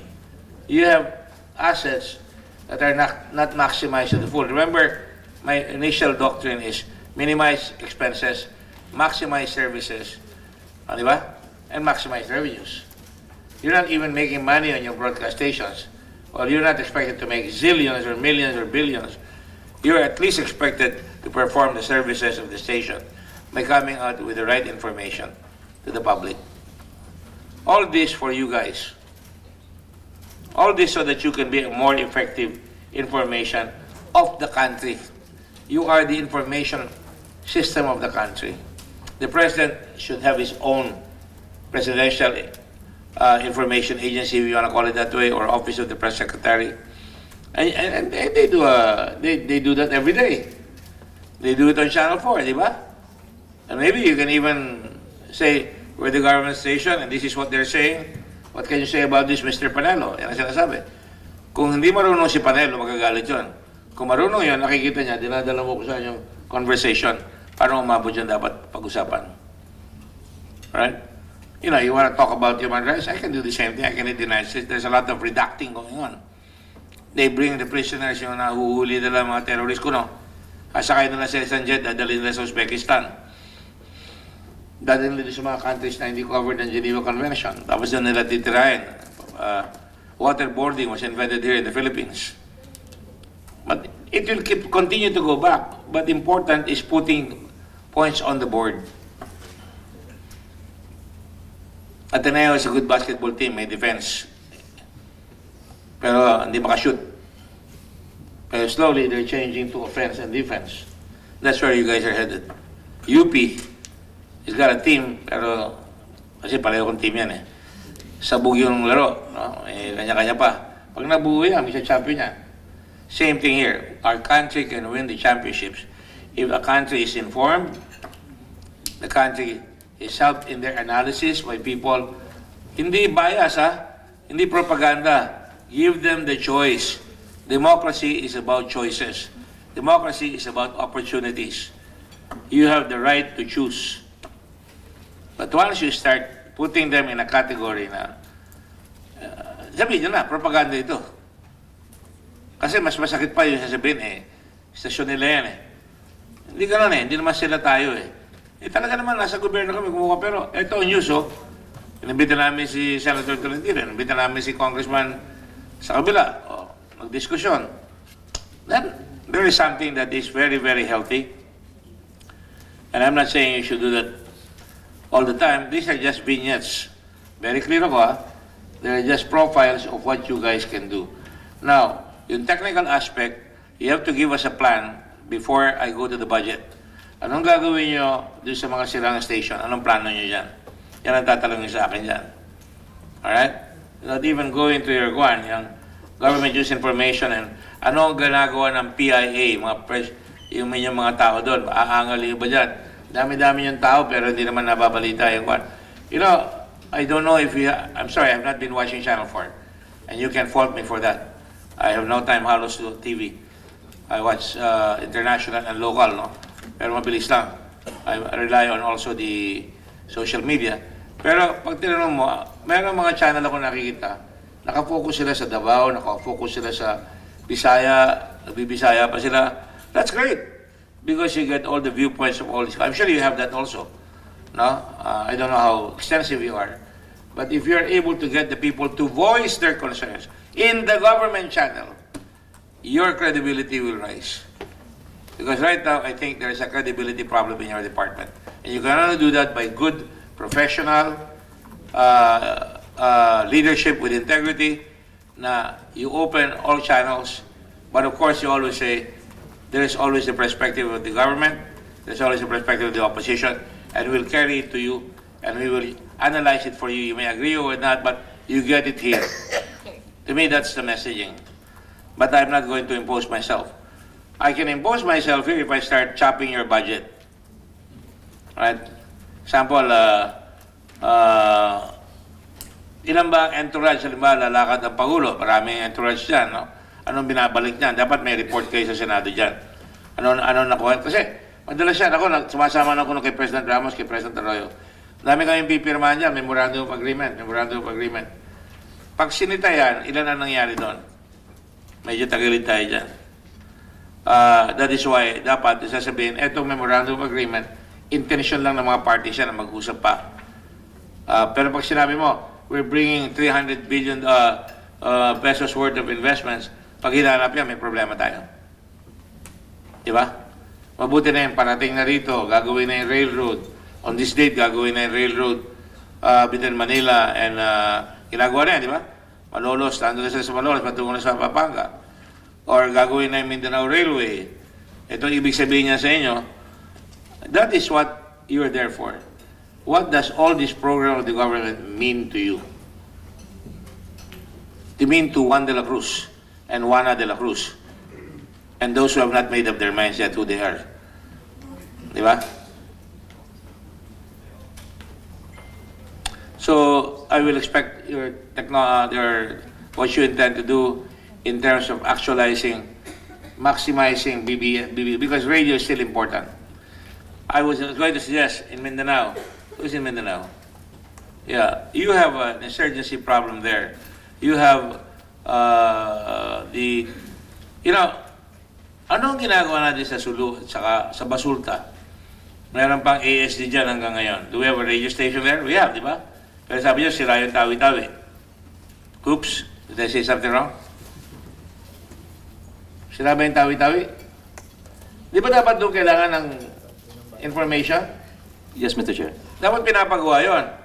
Para nasasabihin ng mga tao, kung mayroon tayong kapayapaan dito, makukuha lahat yung isda natin dito, makukuha lahat dito yung ating mga karajinan, baka maging tourism area. Yan, alam na ni Mr. Castro yan. Sabi ko na maging Secretary of Tourism ako, kung papayagan ako, I will put one of the islands, Quezon Island in Sulu, as a tourism area. Pipilitin ko yan. Lahat ng government na nagtrabaho ng mabuti, ipadala natin sa Quezon. Yan ang reward niyo. Nagsisilbi mga sundalo, naka-Hawaiian shirt, kunyari, para safety. Tapos mamaya, dadala mo na unti-unti ng mga foreign tourists yan. Pero secured. Because once they see that something is happening there, maniniwala sila.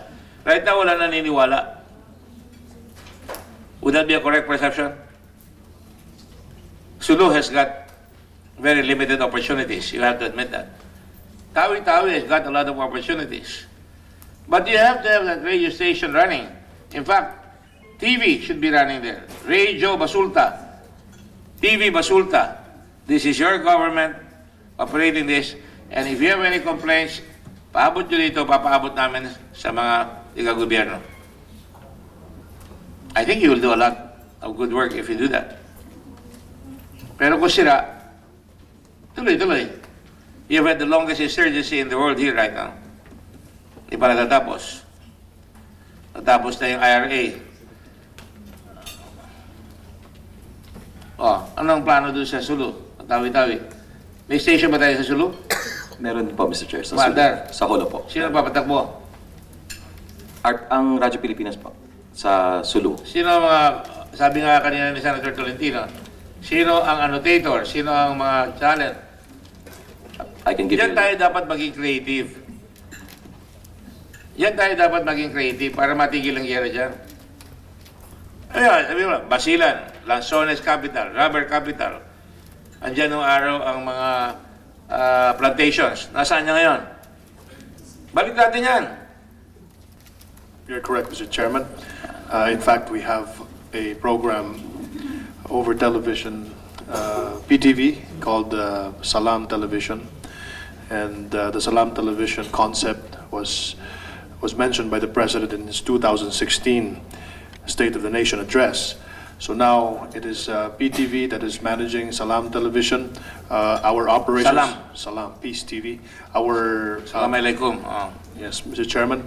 And PTV is also being consulted by the BARMM leadership because they need to also have their access to broadcast facility.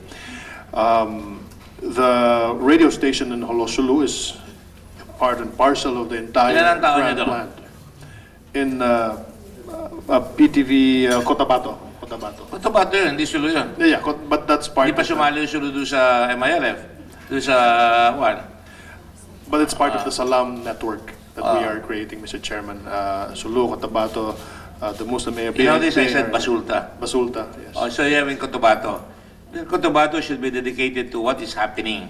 Because if people don't know what is happening, to the money being given to tawag doon, the Bangsamoro, Most region of Muslim Mindanao. di ba? Pag nalalaman nila yon, nakakalma ang tao. That's correct, Mr. Chairman. Kailangan nyo yun. Yes, Mr. Chairman. Lalo na doon sa Sulu. Because doon umaalma pa. In fact, I've spoken to the Armed Forces of the Philippines and the Department of National Defense because they are helping Radyo Pilipinas procure the necessary transmitter and radio equipment in Tawi-Tawi so that we can now broadcast Tawi-Tawi, Sulu, all I the way think you to should not the even say that here. Oh, no, it's a radio station, Mr. Chairman. No, you know, they see that it's government. Yeah, Sabi nga, you go up front, this is a government channel for the people. for the people. Nagpangalan yung People's TV, di ba? So, pantao ito. I-emphasize nyo, kaya tinawag tayo yung pantao ito, meron kayong pagkakataon mapakinggan dito para malaman ang problema. And then, lalo na kung tatawag kayo, o may problema dito sa education, di nasusweldohan yung mga teacher. You know, I had to go to Sulu para magkaroon ng sweldo yung mga teacher. I went to Sulu. Hindi ko alam na yun ang problema. Then I found out yung mga teacher, hindi sumusweldo. Pupunta pa sila sa kwan para mag-test sa civil service. Gastos. So I asked President Arroyo that time, ba't talaga lang civil service at saka PRC? Di sumunod yung mga tao. Alright, yung mga bata dyan, wala raw computers. Padagdag tayo ng computers dyan. Yung mga mangustin nila, hindi nabibili. 5 piso, isang pulutong. Dito, 180, 280 yan. So we got the fruits there and brought it out. I want to follow it up soon. But yan mga ganyan ang dapat sinasabi. You are rifle shooting, aiming the opportunities that can be derived, and communication is your means. If you don't use the communication for peace, wala kayo. Remove the mindset. The best propaganda is accomplishment that people accept and believe in. If they cannot believe, they have to that's their take home. Naniniwala ako dyan. Ba ako, inapi ako, kinulata ako, nag-complain doon. May arrangement kayo sa military, pag nag-complain, action sila. Kundi, panis yan. Magagalit lalo ang tao. You have to be proactive is what I'm saying.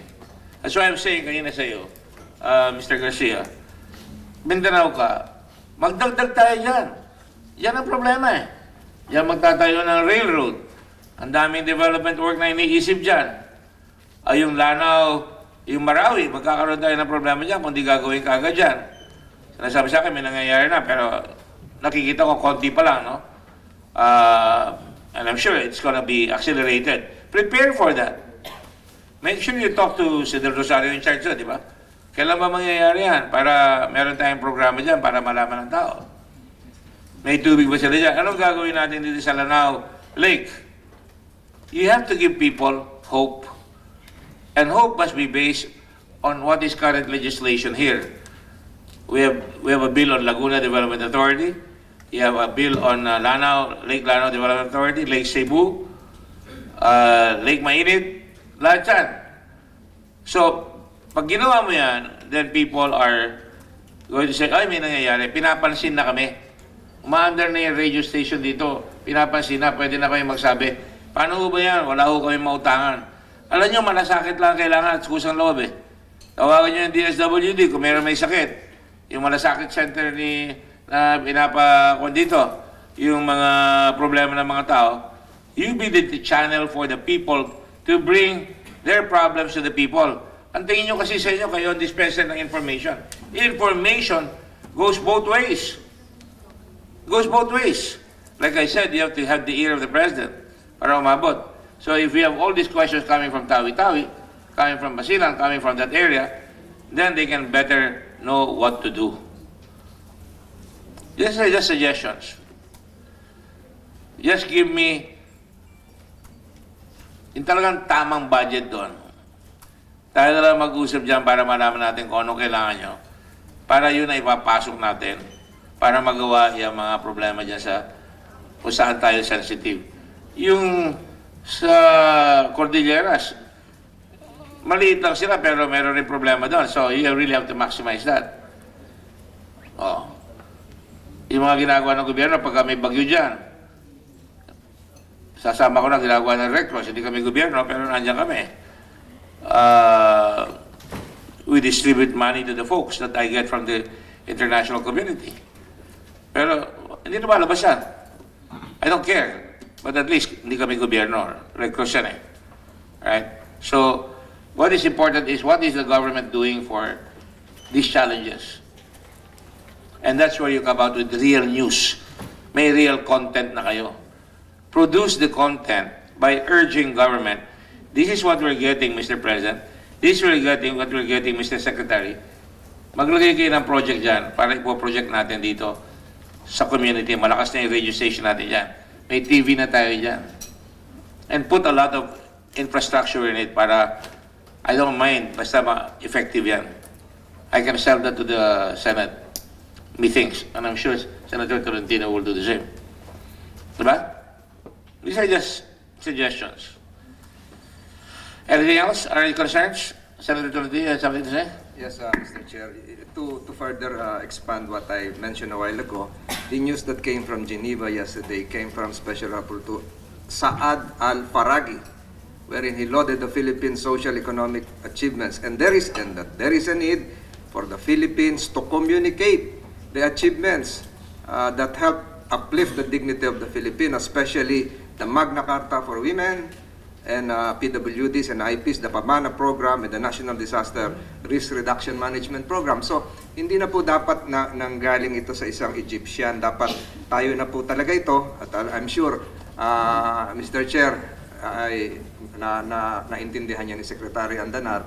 And we have here all competent officials coming from the PCOO family. Siguro yung refocusing lang nung sa global efforts on how to project the right message para hindi naman kawawa lagi tayo doon sa isang section lang ng UN nagugulo na pati yung mga ibang sektor sa ating bansa. Akala napakagulo na rito. So siguro, Mr. Chair, I support the budgetary requirements of PCOO, but there has got to be a need to refocus again what they have to do in terms of producing the right messages that with the content that would help the government para in the long, hindi lang yung I asked for a question concerning what you will be doing for the next 3 years pero hindi naman lumabas. Be that as it may, Mr. Chair, may I ask the Secretary of PCOO just to provide this committee of their targets concerning this sa human rights. Unahin natin yung human rights. Pangalawa, on the domestic front, sa health, sa peace and order, and infrastructure development. Siguro, yun lang, ang laki na ng nagawa ninyo. And then, one just question to us, which has always piqued my mind. Do we have a strong radio station somewhere along the area of Palawan or Zambales? Good morning, Mr. Chair. You're leading, Mr. Chair? Di ba? Kasi I would want the PCOO family to partake of the tilapia. Alam nyo naman kung saan galing yung tilapia. Ibang tilapia yun sa ano. Go ahead. Good morning, Mr. Chair. We have a station in Puerto Princesa, Mr. Chair. How strong is it?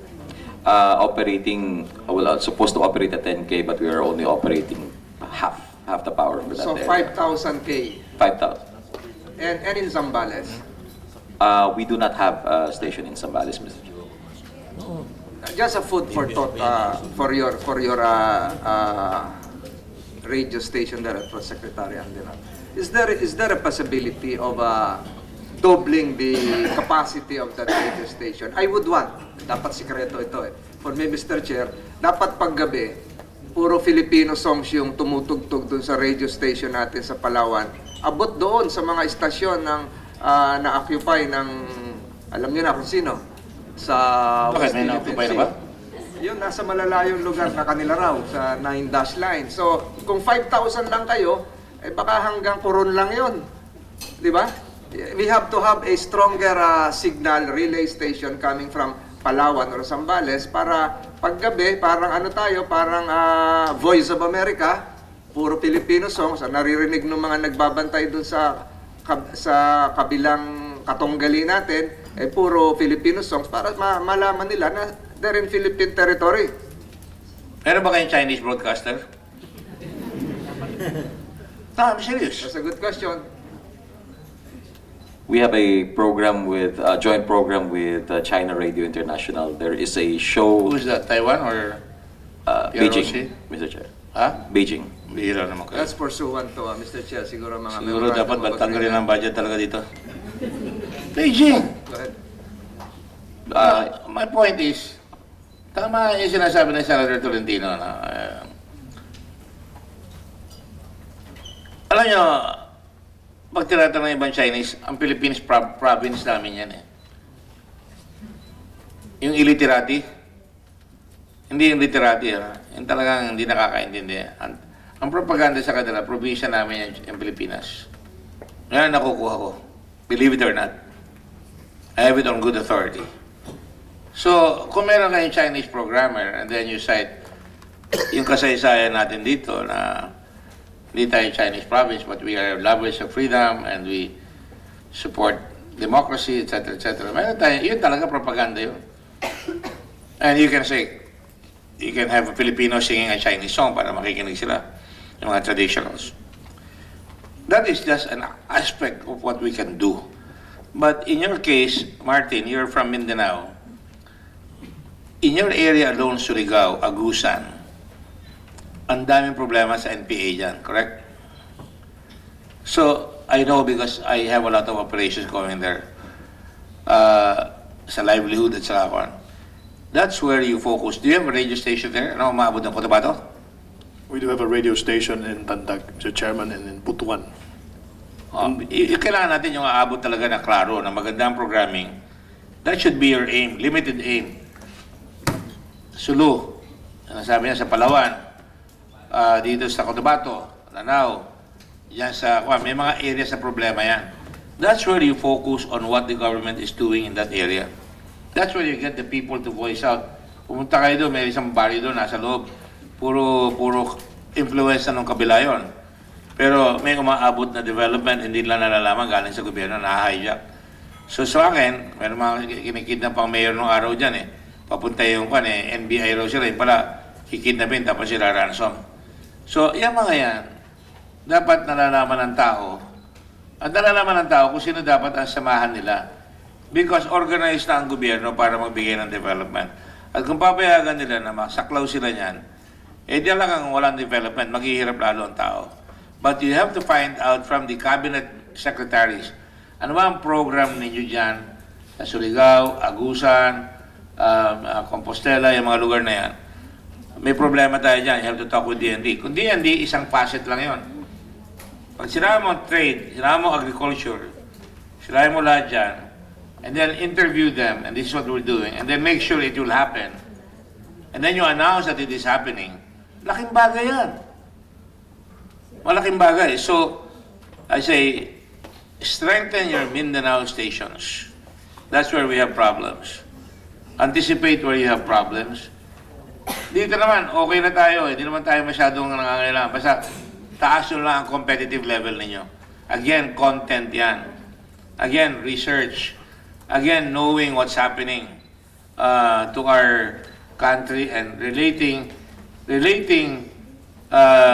communications office to what the government is doing for the people and what the people can do for their country. Di ba? You have to suggest the role they can play. And how do you do that? Interview a scholar. Interview a graduate of the academy from that area. Nakita niyo ba yung isang commercial dyan na kundi dito sa estasyon na ito, hindi ako makikilala sa buong mundo, hindi ako magkakabahay. Yung estasyon ng winner eh. Ano kung nakita mo yun? Yung si champion natin, si Malit, flyweight, Nietes, Mr. Ahas, Nietes. oh, yun, nakatuwa eh. Tiga Murcia. Ganon dapat. Tulad yung tiga Hayan. Interview niyo, sabi niya, ito tiga Hayan ito. Post Hayan, wala na tayong ginawa. Dami ng bahay na ginawa dyan, dami ng development. Pag pupunta ako dyan, nagugulat ako, mas maganda na ngayon eh. Hindi na nalaman ng tao yan. But sa Surigao, sa inyo, dapat malaman yan. Yan eh, nangangampanya ka dyan, nangihingi pa ng pangampanya yung mga kaliwa dyan, yung kabila, no? So dapat, ang aim natin, yung mga nasa may armas, maniwala na may ginagawa ang gobyerno para hindi na kayo kailangan mag-armas. You have to win the hearts and minds of the people. That is where you'll be most effective. And I bet you, kung magawa nyo yan, all of your people, your families will be proud of you. Nagawa namin yan. May programa kami dyan. Yan ang campaign. May programa kami dyan. You can even have a... babayaran nyo na ako pagtapos ito. You interview people sa Muntinlupa. Nabibisita ko yung pamilya ko. Huwag yung gayahin, nahihirapan kami. Pag nag-death penalty, wala nang kaya. Pero pag nakakulong yan, magdadala pa ako ng pagkain, dadala pa ako ng gamot, nag-worry tayo. Kaya huwag kayong gagawa ng krimen. Yan ang nangyari. Yung mga ganyan ba, mga dialogue, palagi ko maintindihan ng tao yan eh. Pupunta ka sa malayo, pupunta mo yung asawa mo, anak mo, nakakulong doon. I have problems like that. People come to me. Or for example, sa OFWs, meron akong nilabas sa Oman, sa Iran. Tumulong ang presidente, tumulong ang DFA, si Ted Locsin. 2 tao, nangunguha sila ng retrato sa Iran, hinuli sila, kinulong sila. Death penalty ata ako doon, ganawa sila ng spy. Lakad namin. Even threaten na titirahin ko Iran dito sa Senado. Napauwi. You can tell them, huwag kayo naniniwala dyan sa mga taong papupunta yung bibigyan kayong pamasahe para pumunta doon, tapos magkukuha kayo, tapos mahuhuli kayo. Ang daming OFWs na loloko dyan. Yun lang, ang laking servisyo niya na yan. Look at where you will be useful and let the public know that you are focusing on that information. Huwag ka magbigay dyan. Kinukutawan ka lang sa OFW. Mga problema dyan, babalik pa ako para ma-renew yung aking permit. Yun, sakit yan. So, it's important, like I said, if you will remember at the beginning, naggugobyerno tayo, uupo tayo, kukuha tayo ng title, nakalimutan na natin ang pakay natin. What is our role? Do not forget your role na ito para maiangat natin ang tao, to uplift the people on a higher level of dignity, higher level of performance, of duty, that we become a better nation. Sabihin nyo palagi yan, para hindi propaganda ang tingin sa inyo. Because whether you like it or not, you're operating at a disadvantage. You are the government channel. And what you have to prove, and you don't care what they say, kahit ano sabihin nyo, eto, imbitahin namin lahat ng tao dito, magsabi kayo, this is your channel. Kakamali kayo kung naisip nyo gobyerno ito. This is your channel. And then, government, nananalo yun, nalalaman nila yung mga problema. Huwag lang kayo papasa doon sa kung ano lang ang salacious yung nalalabas. Ganyan ang gusto sa media, kung ano ang salacious, kung ano yung pasabog. Hindi, importante may mangyayari, at saka may aftermath. Nag-complain, nagawa. Yan ang public service, di ba? Concept ng public service. Noong araw, yan ang programa ko sa Channel 5. Sir, hindi ko makuha yung kung ko sa SSS. May asawa ka palang iba yung asawa mo eh. Yan ang gagawin natin, sir. Yan ang gagawin natin, ganito. Yan mga ganyan. Action agad to a radio program. Kayo ang gobyerno eh. Di gamitin niyo yung gobyerno, may koneksyon kayo eh. Kayo may koneksyon eh. Lahat ng opisina ng gobyerno may information officer. Even in the embassy, kung wala kayong pera para maglagay ng press secretary doon, the embassies know how to write news. You can get somebody designated to give you the news on what's happening in the embassy. Innovation. That's what you did. Okay? One last question before Go ahead. I leave because of You don't have to several leave, you know. visitors waiting for me. Parting is such sweet sorrow. I know that you are both former personalities coming from TV5. May I ask the good secretary, for this forthcoming Southeast Asian Games, where the government was heavily involved in the budgeting process, preparations, etc., what would be the role of PTB4 and other government channels? Because this is supposed to be a showcase of Philippine sports, wherein we invite all the members of the Southeast Asian community. Have we taken advantage of this regular sporting event?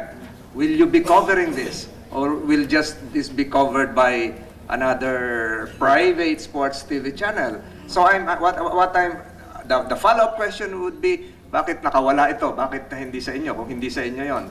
So dapat itong mga ganitong government, Philippine, international sporting event, dapat exclusive ang PTB4 because we will have how many events? More than 100 from Clark, Subic, Tagaytay, Manila, Bulacan, etc., etc. Negros, hindi kakayanin. You have the polo event in Batangas, hindi kakayanin ito ng isang private TV network. Again, no offense to that TV, if there is a TV network involved. So, hindi ba natin naunahan na this is a government event? Tayo dapat ito. Tayo magpapakita ng gilas ng Pilipinas. Mr. Secretary, sino po nakakuha nito? At ano po tayo dito? Subcontractor na lang? O atin po dito, baka chess na lang? Because I had a sports federation, kickboxing. My brother is the president of the Philippine Olympic Committee. So, dapat talaga dito nakafocus ang PTB4. So, tayo ba yon o binigay natin sa iba? Inabando na ba natin? O baka news na lang yung sa atin, pag sports news sa gabi, the Philippine boxing team won, etc., etc. Any answer, Mr. Secretary, before I leave? Okay po. Mr. Chair, pasensya na po kasi naghahay po ako sa diabetic. Hahay po. Yung parang totoo po taas po yung sugar ko. We have a clinic here. Medyo na-mental block ako. Pero doon po sa SEA Games, ang nakuha lang po namin ay DMX at saka yung skateboarding. Kasi wala pong, dahil po sa wala tayong budget. So, yung pong sumulat. BMX, ma'am, is supposed to be hosted by Tagaytay. Yes po. And then the other one, skateboarding, yung yung ganon-ganon, si... Yes po, yes po. Tagaytay din yun. Yes po. So sa Tagaytay lang kayo magko-cover. Sisip-sip kay Senator Tolentino. So, Kasi po, bakit po ganon? Bakit sa Olonga po wala? Ba't sa Subic wala? Ang lahat po ng archery kasi sa po wala po kasing budget. Tapos, sumulat na po kami dati noon sa ano ng pamunuan ng SEA Games. So, hindi po sila agad sumagot. Tapos, nabalitaan na lang po namin na yung malalaking laro ay napunta sa ibang mga network. I'm saying this, Mr. Chair, because had they cornered the contract for the basketball games, the volleyball games, ang laki ng advertisements doon. Ang laki ng kikitain doon sa SEA Games na advertisements, enough to fund the global operations of your office of PCOO, di ba? Eh sa Tagaytay, ano lang yun yung skate, sandali lang yun basketball lang inaabangan and boxing and Bakit nga ba hindi nyo nakuha? Hindi po namin nakuha yun. Bakit? We don't have a marketing arm, sir. Anong budget? Anong kailangan budget? Ha? Baka ate naman ng PSC, si Butch Kasi Ramirez. siyempre po gagamit tayo ng mga facilities, ng mga equipment. So, lugi po tayo kapag gumamit pa. Dahil po na parang sabihin na natin na pangit yung napapunta sa PTP4. Ang sagot dyan, di ba binabayaran yung mga istasyon nitong Yes mga po. kwan? Pero hindi po kami nabigyan ng mga pwede naming ibenta. Baka hindi kayo nagre-ring ng bell ninyo, hindi kayo naglalabi. Hindi nyo ginagamit yung lakas nyo na tiga-gobyerno kayo na para matulungan kayo. Baka lang naman. Noong October pa po kami nag-letter sa kanila. Dapat no October last year pa yan. Yes po. Yes Last po. year, not last year, Yes 2018 ang araw pa, anticipation. Yes po. Oo. Hindi po kami binigyan. Hindi ba kayo pwede mag-joint broadcast dyan ng basketball? Kasi ang gusto po nila libre. Ay yung mga equipment po namin mahal. Eh, para tayo maglalagay ng equipment kung di natin magagamit, sabi nga ni Senator Tolentino, pagkakakitaan yan. Kasi gusto nila, Mr. Chair, ay libre. So, hindi po kami pumayag. Kasi yung ang napunta na Ano yung po... free po doon, it will be negated by your income. Tatay up sa inyo Indonesia. Yes po. Yes Tatay up sa inyo ang Singapore government television channel. May bayad yun. Yes po. Pati ang Malaysia. So kikita kayo doon, ang PTV4. Hindi Sayang po. yung opportunity. I don't know much about that, pero paano bababato sa Indonesia? Paano bababato sa Myanmar? Paano ibabato yung Malaysia? Gagamitin ba nila yung facilities ng government station? Ano, Rolly? Mr. Chair, I think there is Doon lang, ba din na kayong kumita ron eh? an international Yung pong- media crew coming over. Dapat kayong in charge doon. Yun na nga po. Accreditation and a lot of other things. Yung po ang inilaban namin noon. Kaya lang po parang hindi kami binigyan talaga. Kaya sabi Kanina ko nyo nga... nilaban? Yung pong... Sa Philippine Sports Commission po. Uy, may senador kayo dito. Oh. You could have asked the PSC. Di ba? Yun nga po ang sinasabi ko na bakit kami hindi binigyan, bakit yung mga pangit na laro na hindi namin pwedeng ibenta, yung ibinigay sa amin. Kaya po tinanggihan na po ng PTV yon actually kasi ano po ba So, yung Mr. Chair, so you rejected the offer Yes. to host other events, to cover other events, ganon? libre na di ba? Gaya ng, yung natira na lang, Yung yung dalawa. dalawa na lang po ang natira. Swimming, Kaya- wala. So, wala sayang po. yung opportunity. Kaya Mr. papaano Chair, po I'm saying, namin what I'm saying is ibebenta? this. Ang daming nawalang oportunidad. Ito, tayo na yung host, hindi pa tayo nag-cover. So, it will just appear in the news. Nananalo si Heidi Lindia sa weightlifting. But hindi tayo yung nag-cover. Kanina ba kinuha yan? Sa ASEAN o sa PSC? Mr. Chairman, Di ba may pa-kananya Southeast Asian Games? May committee doon? if I may, Mr. Chairman, when the former Congressman Biping Coangco was involved in all of these games, the SEA Games and all, it was PTV. It was the government PTV that was supposed to be the official partner. And then when he was booted out or lost in the election, then the game changed. O, dapat kausapin natin yung kapatid mo, Senator Tolentino. Gusto mo patawag ko sa Blue Ribbon?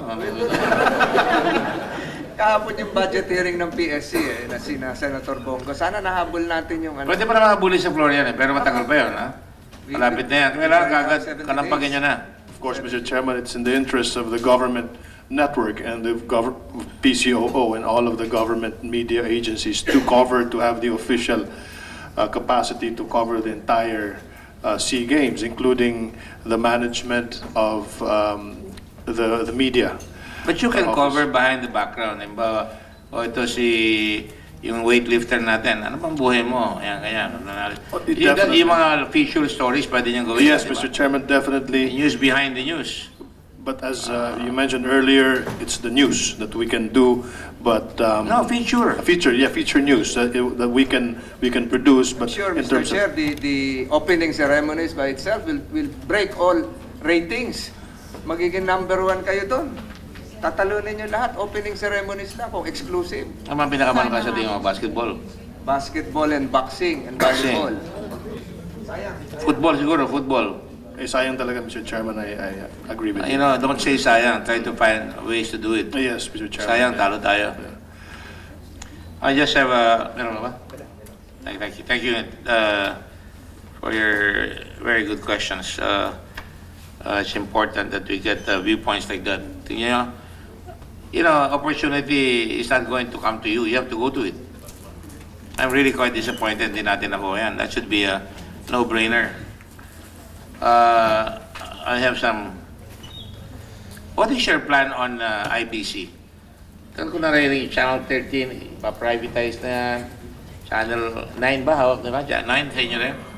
Yes, Mr. Chairman. Ano plano niyan? May I defer the Ano ba talaga ang question? gusto niyong gawin dyan? Mr. Chairman, may I defer the question to Kat, the President of IBC, Kat De Castro. Yes, Mr. Chair. In a few months, the privatization process will start na po. So that's the final decision for IBC 13 po. 13. Yes po. May bibid yan. Ano, sir? Bibid nyo. Yes po. Sino ang nag-i-interest dyan? Sir, kasi ang namamahala po ng lahat-lahat ng privatization process and the bidding and everything, updating the study, is the Development Bank of the Philippines. So, pag na-update na po nila in a month's time, they say by the end of October po, ma-update na po nila, malalaman na po natin yung current floor price ng IBC. They just need another month to come up with the terms of reference, and hopefully by December, maybe 3rd or 4th week po ng December, may announce na po ng PCOO that IBC is for sale. Is, For sale po. for sale pa lang. Opo, sir. Hindi tatagal pa yan. Yes, sir. Gano'ng katagal pa yan? Sir, if you're gonna base it on the timeline being done by the DBP, ang sabi daw po nila, pag na-announce ng December, they start the bidding by January, and hopefully, deadliest deadline po nila is March 2020. I remember Channel 13 used to be Mindanao-based, di ba? Kalakano yan, di ba? Di ba? Oo, kay Henry. Bakit hindi nyo i-base yan doon sa Mindanao para maging talagang People's Mindanao siya kung tatagal pa yan? At least, the Mindanaoans feel that they have their own station. Kung magtatagal pa yung private, gawin nyo lang public-private partnership yan kung magtatagal yan. Mr. Chair, I'm just talking to my head. yes po. To my, I'm not, this is not based on research. But ako, partial ako because I want really to have peace realized here. At saka maximization of our infrastructure para ma-develop talaga yung mga businesses dyan. If you don't maximize the infrastructure, sayang lang yan. Mr. Chair, if I may, I think that's an excellent plan because as of now, IBC has 10 TV stations, only 6 are operational. Most of the frequencies... Only 6 are operational. Yes, karamihan po sa mga hindi na po operational, nasa Mindanao. So yeah. we have frequencies po in Surigao, in Davao, in CDO, hindi po na ma-maximize. And at the same time po for the radio stations, we have 14 but only 1 is operational. Sa Davao, we have Iligan City, meron po kami doon, tapos meron din po sa Davao, mga hindi po nagagamit talaga. Nakatenga lang po siya, kumbaga, nandyan lang siya but it's not being used po talaga. And what do you think will be its principal use? Sorry, Mr. Chair? As government, kung gagamitin yan, malaking bagay sa peace process yan, di ba? Yes, I think so. And at the same time, sir, it would also give the people of Mindanao a voice. Kasi parang let's face it, sa mga news po ngayon, it's all centralized in Luzon or Metro Manila. Pag may balita tungkol sa Mindanao, kalimitan po hindi po pinapansin. Meron naman sila mga one-hour shows na sinasabi. From Davao, from Iligan, punta natin to, di ba, may gano'n? Pero iba yun doon. Ang content, ang market nyo is the whole Mindanao. Yes, sir. Iba po talaga. Para lahat ng mga problematic areas there, yan ang voice. At you talk about the voice of the people, pero station is useless. Kung voice nyo lang marinig, hindi marinig yung boses ng tao doon. Wala rin. So, again, an imaginative concept with a vision kung anong gusto nyo gawin would be important. But it cannot be house shower, it cannot be fly by night. Pagka ginawa nyo yan, make sure that you plan all the way down to its provision that it will make money also. That's one of the things I've learned in life. You really have to plan and make it dynamic para ang tao kikita sila doon, kikita ang istasyon. But I'd rather have public-private partnership. I don't mind. Parang BBC, patakbo nyo sa private sector. Na matino ha. Kung hindi naman kaya, bigay nyo sa kanila. Pili na nila. Pero i-limit nyo sila doon sa Mindanao para magamit. Mindanao is a promised land. Madalas gamitin yan, pero it can be faster if you had good communications there. So right now, you're saying December pa malalaman na for sale na. And then it will take you another year siguro to finish that. With all due respect, Mr. Chair, kasi meron na po nagawang dating study po ang DBP. That was back in 2015, wherein the floor price of IBC is 500 million pesos. Pero kasi po dahil ilang taon na rin po nakalipas, hindi po siya na-aksyonan ng dating administrasyon, kailangan po natin i-update kasi may mga ibang properties po na nawala na at the same time po tumataas din po yung liabilities ng study ng DBP po. So by the time they sell it, siguro 200 million na lang yan. So the thing is, it will depend po kasi the floor price po is 500 million. The liabilities in terms of taxes and the unpaid benefits of the employees nasa 1.4 billion. So if you do the math, sir, nasa 2 billion pesos po ang floor price ng IBC. Tapos meron pa po tayong batas na kailangan daw mapupunta sa PTV4 as a PTV yung 1 billion na makukuha pa sa IBC. So on top of the 2 billion, kailangan daw po may 1 billion pa po sa selling price ng IBC. So 3 billion pesos So po. you think it's attractive enough at that level? Well, speaking as the president of IBC, it's not because I think more buyers would prefer that they buy it without any liabilities Of course. whatsoever. Of course. So at the rate you're going, nobody's going to buy it because there's a law that says you have to produce 1 billion for your group and another 2 billion to pay off liabilities and other operating expenses. That's correct, sir. In fact, we have some inquiries na po, some interested buyers. Alam naman po nila that it will cost between 2.5 to 3 billion pesos po. Can you give me a program in writing about that? Okay, sir. We'll do, Mr. Chair. Prepare niya para pagdating sa floor, masasagot natin yan. What about Channel 9? I think it's Yusek Apasible who knows it more than me, sir. George, Apasible. Yes, sir. Good morning. Good afternoon, sir. Well, with Channel 9, sir, we still have 20% or 20% share of RPN. Who's operating right now? Sir, right now it's CNN. Sila pa rin, sir. CNN ba yun? Yes, sir. Oh, that seems like it's good, well run, huh? Well, okay naman, sir, but they're still having difficulty collecting from them because apparently the share is that the idea is that if you buy it, you get to pay us, but we're still negotiating on the payment. Advertising ang problema dyan. Yes, sir. Okay. So, any other concerns on your part? I just aired my concerns para you can go on. You want to finish your presentation? Mabilis lang.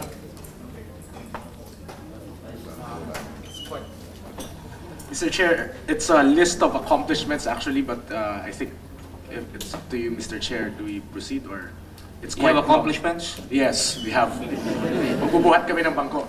Kinuha ko naman ko. Sabi mo na. Okay, slide. Nakakasar lang ako. Kaya makasar. Sige. Slide 18. Naka-Amerikana kayo eh. Lahat eh. Mukhang mayaman na itong kumpanyang ito. Okay, Mr. Chair, if I may continue. Dapat para kayong Batanggenyo, di bale mawala ang yaman, huwag lang yung yabang. Agree tayo dyan, Mr. Chair. Tira. Okay. So, Mr. Chair, since 2016, we'll be highlighting the accomplishments of the PCOO. So, the PCOO created and set up the Freedom of Information Project Management Office, headed by my colleague, Assistant Secretary Chris Ablan, alongside with the FOI, 181 NGAs, 81 GOCCs, 45 SUCs, and 32 local water districts submitted FOI manuals, while 457 offices with signed FOI manuals. Ano yan, mga manuals to inform the public? Guidelines, Mr. Chair, on how the public will be able to access information from the respective agency. Mga websites yan? It's a printed guideline, Mr. Chair. What does it do? It makes it easier for the public to understand a particular department? Yes, that is correct. One of the problems Like in I don't know accessing anything about that, di ba? one of the problems in accessing information, Mr. Chair, is the public does not know which person or office to go to in a particular Do government you have it agency. now? The FOI manuals, we have. You have the manual, but does the public know? Can they access that information by way of your website? I need to negotiate with this group. Yes.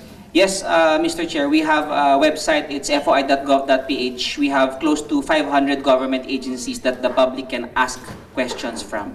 But the public doesn't know that you have that. We do try to hold FOI caravans. We go around and we've already seen the public ask questions. As of June 2019, we have 15,000 FOI requests online, and more than 60,000 FOI requests written. So, liwa, dyan ang SSS. That's correct, Mr. Chair. We have. Sila, paano ko makukuha yung pension ko? That's correct, Mr. Chair. We have all NGAs, GOCCs, state universities and colleges, including local water districts po. And also, we've already convinced some local government units. So even local government units, people can access Wala information. kayo sa advertising, hindi alam yan eh. Yes, Mr. Chair. Well, yes, that doesn't mean you're going to let the public know. Dapat yan ang ginagamit nyo sa mga Channel 9 or Channel 4. Pinapakiusap nyo na kasabihin yan, di ba? Yes, Mr. Chair, we have actually started to ask the help of other government agencies to advertise the program. We already have a tie-up with the DOTR in showing our infomercial to the different LRT, MRT stations. It's up na rin po. We've also requested some private TV stations to show our infomercial, and they're showing it. How do I visit if somebody is in prison? Andyan yan? Yes, Mr. Chair. Can I bring food? Yes, Mr. Chair. I have to bring money to give to the guard? Oh, no. Sagutin nyo. Yes, they can ask. Kung may humingi, angal kayo dito sa complaints office na ito at papaabuti namin sa kinaukulan. May buntot lahat na sinasabi ko. Yes, Mr. Chair. It's qualified po if it falls under Pag sinabi the. niyan, malalaman ka agad yan.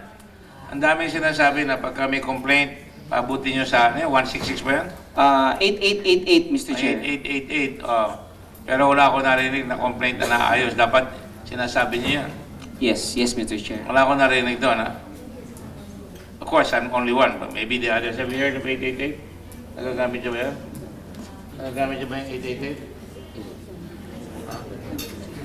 Wala umuo. We have a show, Mr. Chair, on PTV highlighting the 8888 day. Siguro binyas nila yung lalabas nyo.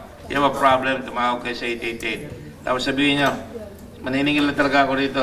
Ako si Tonton Ablan. Nag-complain ako dito, nagpunta ako sa preso. Hiningan ako ng pera, pati yung girlfriend ko gustong gawing tilapia. Inaksyonan ka agad ni Pangulo, kinulungin ko social guard. I'm just trying to exaggerate on how to get credibility. If you don't get this kind of credibility, it's pointless. It's just like tawi-tawi. I want to sell my Carigina. I want to sell my Lanzones. I want to sell mangosteen. How do I go about it? Can the DOTR provide transport so we can bring it there? Meron ba kayong gano'n? Kung wala, gawin nyo. Kasi, kumisan, hindi alam ng tao magtanong. Hindi alam ng tao magtanong. Kung broadcaster ka, alam mo saan dadalhin yung tanong ng tao para maintindihan niya. So again, like I said, you have to make it useful. Can you fix that, please? Inilata ng kapatid ni Attorney Ablan yung kanyang mic. Anet, inilaw mo ba? Layo-layo mo dyan, ha? Okay, go ahead. Yes, Mr. Chair. What I'm trying to say is you have to keep pushing the envelope to make it happen. Ang gobyerno, pag tinanong mo, yes sir, we have this. This is what we're doing. Pero hindi tapos. Palaging present progressive sa defense mechanism. Dapat tapos. Kayo ang pinaka-importante kung meron ganyan. Gusto ko yung programa yan. Paano ba ako makipag-deal dyan? Kasi ang tao, pag pupunta sa gobyerno, pupunta sa City Hall, pare, gumawa ako ng business permit, paano ba yan? Hindi niya natatangan yun. Tatanungin, sino bang kilala mo dyan? Siguro yan, pwede sabihin, sino bang kilala mo dyan? Hindi na kailangan yan. Ito ang papel, lalakad yung papel mag-isa. Di ba yan ang sinasabi ng mga government officers? One-stop shop? If you don't do that, you have nothing. It's just a program.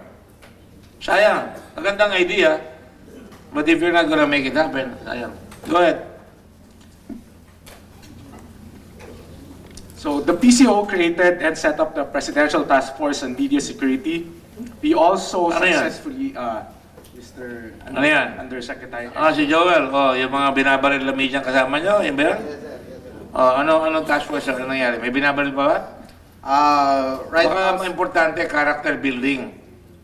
Bawal yung ACDC. Karamihan Yes, sir. na nababaril, yun ang ACDC, di ba? Attack and collect, defend and collect. Mr. Chairman, isa po yun sa ina-address talaga namin na ang tawag po namin dyan, vulnerabilities eh. So, yung mga vulnerabilities ng sector, kasama na po yan, problems of corruption. In fact, lack of benefits is number one. Mababa ang sweldo. In fact po, marami, wala naman sweldo talaga eh. Talagang media sila, pero wala. Does you want to make a law? Pwede ka ba magtrabaho na wala sweldo? Sir, meron pong, Mr. Chairman, meron pong... Answer my question, Joel. May Ba't pinapayagan nyo? Magtatrabaho, wala sweldo? Pwede ba? Mr. Chairman, there's a pending bill right now that we endorsed to AXIS party list through Congresswoman Nina Taduran. It's House Bill 2476. It's called the Proposed Media Workers Welfare Act. Actually, kami po nila, ASEC, Ablan yung nag-study doon, nag-craft, and then we presented it to the AXIS. And Have you championed a particular media person na nabaril para mahuli yung mga bumaril? Chris? Your Honor, Meron ba? Mr. Chair, sorry. Chris? Meron ba kayo na champion ng media na nabaril o napatay? Para tayo tennis match, ha? Sige, Joel. Mr. Chair, if I may, I'd like to answer that question. Yes, for... I'd like to hear your answer. For the information of the chair, we monitored actually for the past 3 years, 21 incidents po ng killings I didn't doon. ask you about incidents. Of the 21 incidents, Yes, sir. anong ginawa nyo to assure media that they're safe? Okay. 5... One is cultural immersion. Dapat bayaran ng media. Pero kung pinatay na, anong ginawa nyo? we investigated, we filed charges actually po. You investigate? Yes. Yes, sir. Di ba police Yes, na Mr. nag-investigate pagka-murder? Yung pong mga agents namin, meron po kami mga detailed policemen. Oo. So, I personally, in fact... May nahuli na? Meron po. At yung 5 po na work-related killings, lahat po yun nakasuhan po natin. Ang latest po, yung sa Kidapawan, kay Eduardo Dizon. So, nakasuhan po natin ng murder yung 3 suspects. Unfortunately, 2 of them are also broadcasters. So, yun po yung masakit doon. So, But, broadcaster versus broadcaster. Ganun po nangyari. They're doing broadsiding each other. Isa po sa vulnerability, nakita po namin yun, yung infighting or rivalries. Is there a system that you're trying to introduce na magbago yung attitude ng ating ibang mga owners ng media para bayaran sila at magkaroon ng values formation?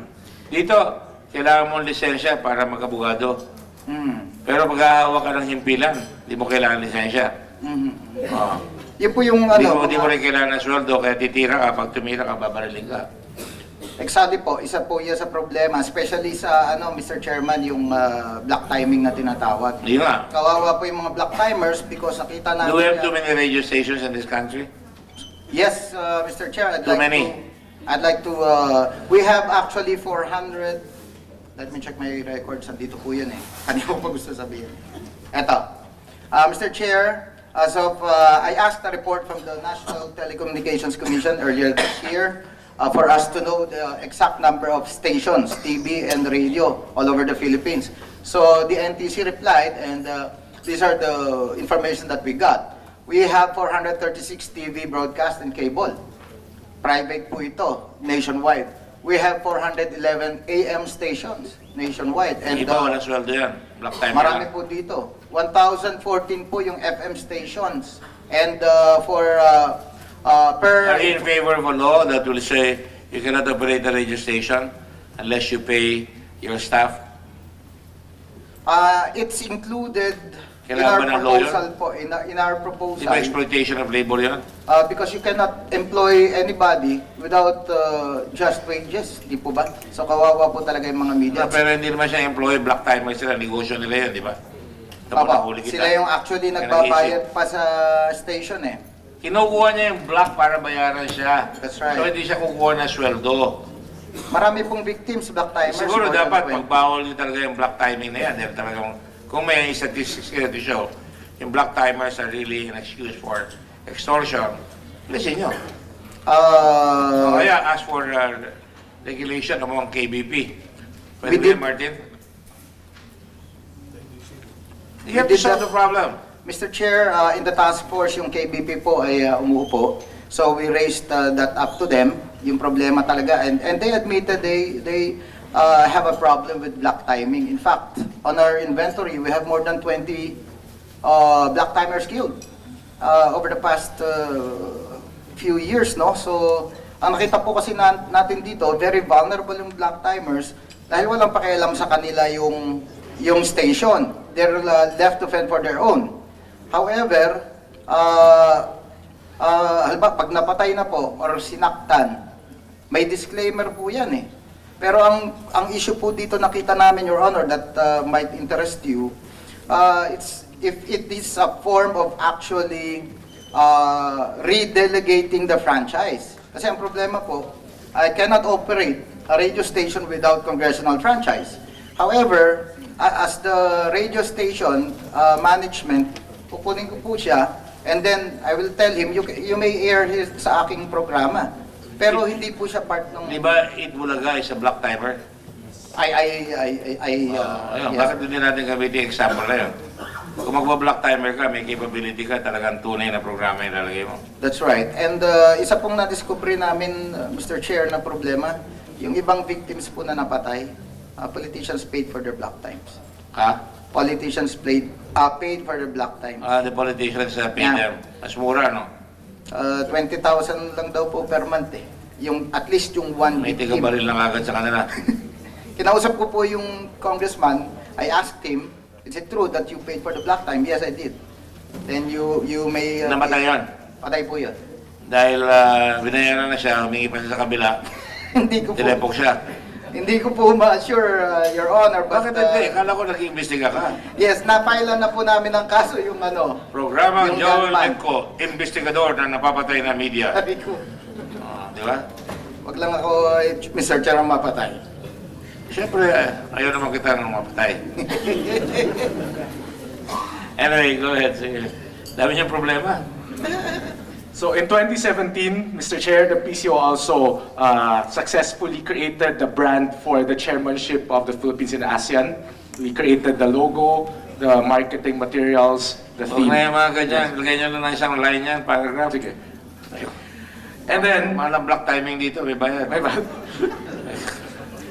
Sige, Ramon. We also launched the Partner for Change campaign, which included the report of the President on his first 50 days, which resulted to a reach of 2 million and 4 million engagements.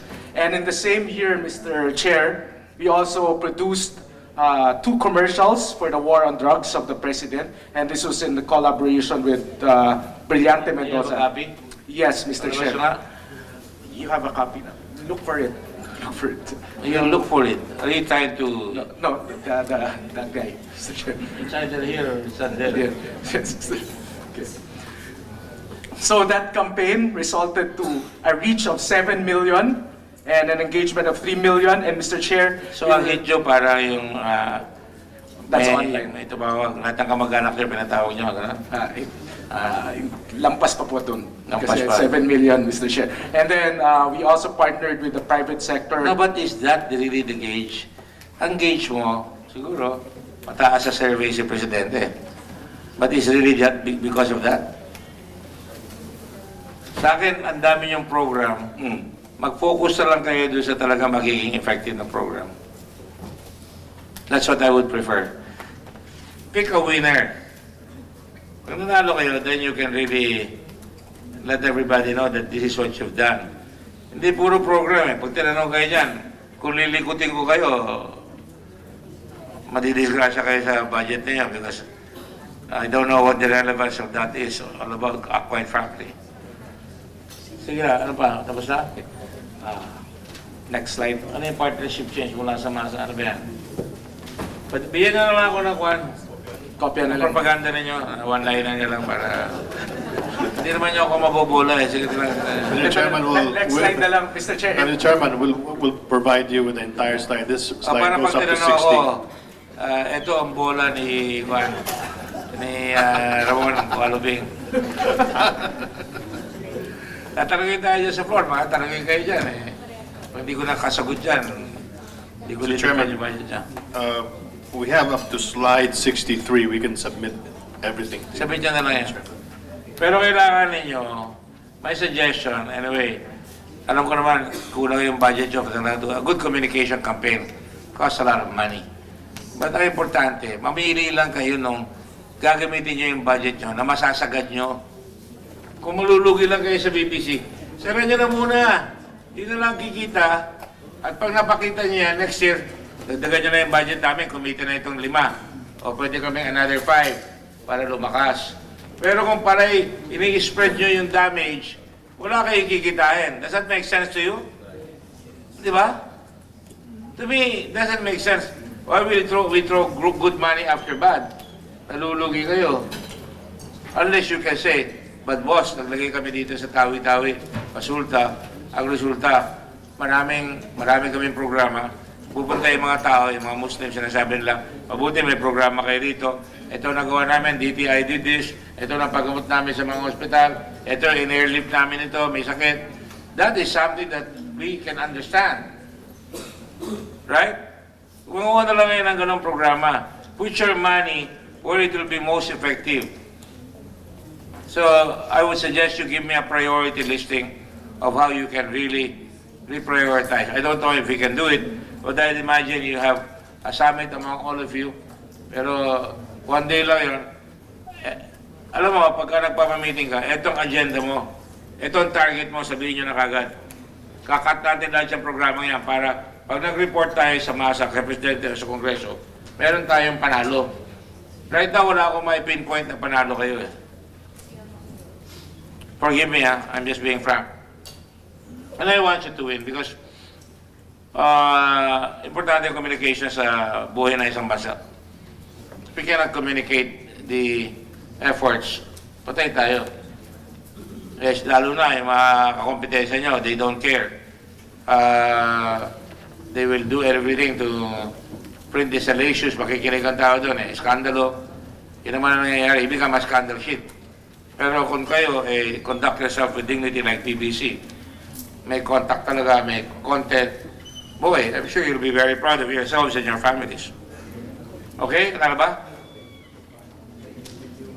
Si Raquel, anong ginagawa ni Raquel? Kanina ka pa nakaupo dyan. Hindi pwedeng umuupo-upo rito, ha? Yes, Your Ano Honor. ba trabaho mo, Raquel?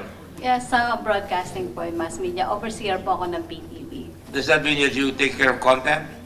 When you oversee? Yes, Your Honor. What do you oversee?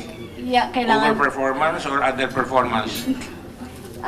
Your Honor, yung pong kailangan yung information dissemination when it comes to broadcasting. Yung mandate po kasi ng PTV na lahat ng mga communications ng PCOO dapat talaga live broadcast. Lahat na?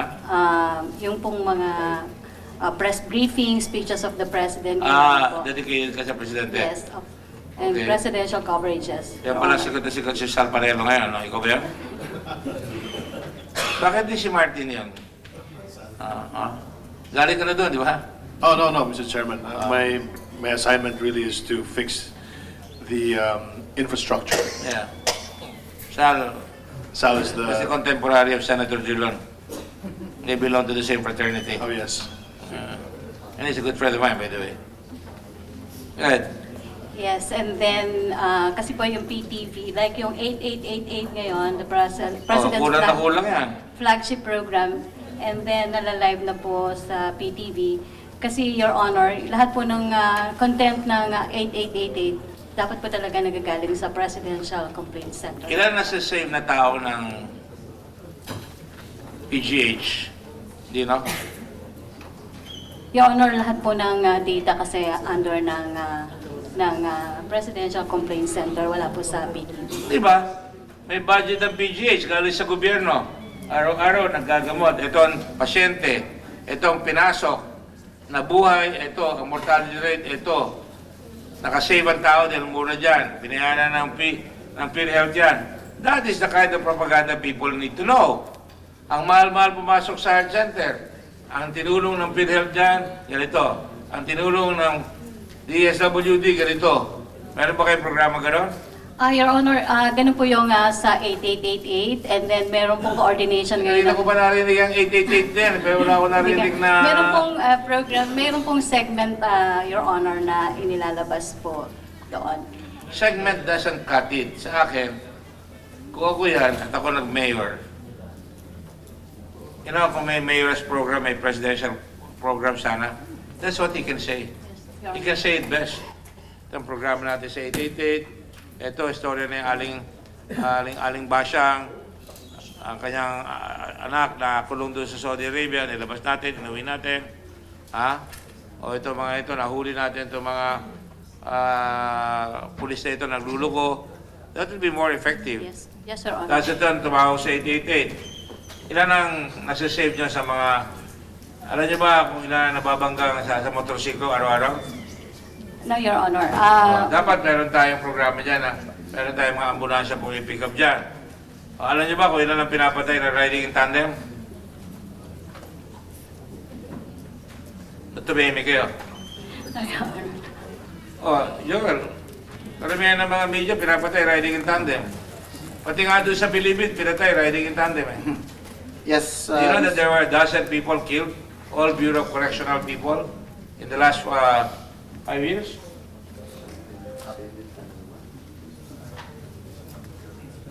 That's where you come in. That's where you say, kailangan may mangyari dito. Tawagan nyo kagad yung police. Sino ba ang operation dyan sa riding in tandem? Do you agree that there's a problem with riding in tandem? Do you know? Ninanakawan ng tao, binabaril, right? Do you know that there's already a bill that was approved by the President? Nalalabas, mas malaki yung plaka. Pagandaan niya yung propaganda niyan. Pag walang plaka yung motorsiklo, uhulihin ka agad yun. Pag nawala, hindi niya na-report, maaari siya maging accessory.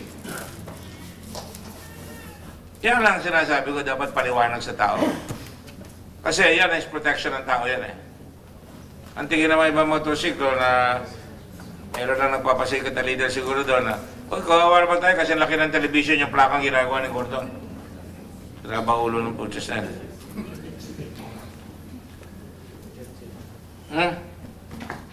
Yes, and then yung government mass media, Your Honor, lahat din ng mga reporters ng PIA, natututo na rin sila na gumawa ng parang style television and nilalive po sa, nagpumapasok sa mga news program. So nagkaroon po kami ng mga training para po, nagsagawa kami ng training para po magkaroon ng coordination ng government mass Kailangan niyo media. yan. Pero sasabi ko is, you have to have deliverables na maintindihan namin. I'm gonna have a hard time justifying your budget even if it's so small. But you have to give me the the means to justify that. You have too many programs. Daki no, Wow Philippines lang, di ba? Visit Philippines 2003. Magdala kayo ng boyfriend nyo na puti or boss nyo, dala nyo rito. Baka malaking news ngayon, hinuli yung Pogo. Hindi nagbabayad ng tax. Dapat meron kayo kagad analysis dyan. Or, nagbabasa kayo, makikita nyo, umuutang tayo sa China. Mamaya, sa kanila na yung port, sa kanila na airport. May katotohanan ba yun? Maraming ganyan. Yan ang sinasabi kong analysis. Yan ang kaakibat ng lahat ng ginagawang programa. Merong pro and con. Huwag nyo na hintayin pa yung con, magkakaroon yan eh. Kayo na magsabi ng con. Ha? Mr. Chair. Parang yung kaibigan ko ng araw, sa Malangit na makampanya kami sa UP. Ang sabi niya gano'n eh. Sinasabi nila, mas sigarito raw ay bakla. Nakas ang boses. Tapos biglang, but is this the issue in this election? Now, you have to accept the gay community. Hindi patawa yan, pero ibig sabihin, you have to tell the truth. The gay community has a lot of people who are actually creative and productive. But there are also gay people na tulad din ng kapulisan, tulad din ng mga politiko, may salbahe rin. So you really have to put the pros and the cons together and make the public decide kung tama yan. Hindi lang kayo propaganda. Okay? Alright, any more concerns? Mr. Aportodera, you have to rescue yourself from your... dapat alam nyo kung ano yung radio stations nyo. Yes, Mr. Chair. Hindi ko na nga sinabi lahat yung mga problema nyo sa PCOO eh. Pero yung... you have to come up with a very good presentation sa programa. If we can say that, we're limiting this. Next year, when you come back, when we come back here, we will show you, these are our 10 programs. This is what we did last year. And then when you come back next year, you have money in the bank. Nagawa lahat yan. Hindi accomplishment sa ganyan. Nabuksan yung station sa Basulta, Mindanao. We had interviews of about 30,000 people in all these stations so that they can air their grievances. Hindi ko sinasabi ko yung lahat ng gagawin niya. These are just suggestions. But I suggest, mag-usap na lang tayo kung ano ilalagay yung programa para mas madaling isell sa baba. Otherwise, madaling tumira ng fake news kayo eh. Madaling tumira ng mali-mali ninyo eh. Or sayang, ba't di nyo nakuha yung... That's a very valid issue. Di nyo nakuha yung... we'll do something about that. Dapat, ang magko-cover niyan kayo para you will justify your existence with the influx of funds. But you have to have good coverage. Yes, Mr. Oh, Chair. Juliet, Yes po. you have recovered already. Hyper ka na ngayon, hyper na. Medyo na po. Bakit papasaya? If you're sick, tell me. Opo. Iko-cover naman po yun sa Tagaytay.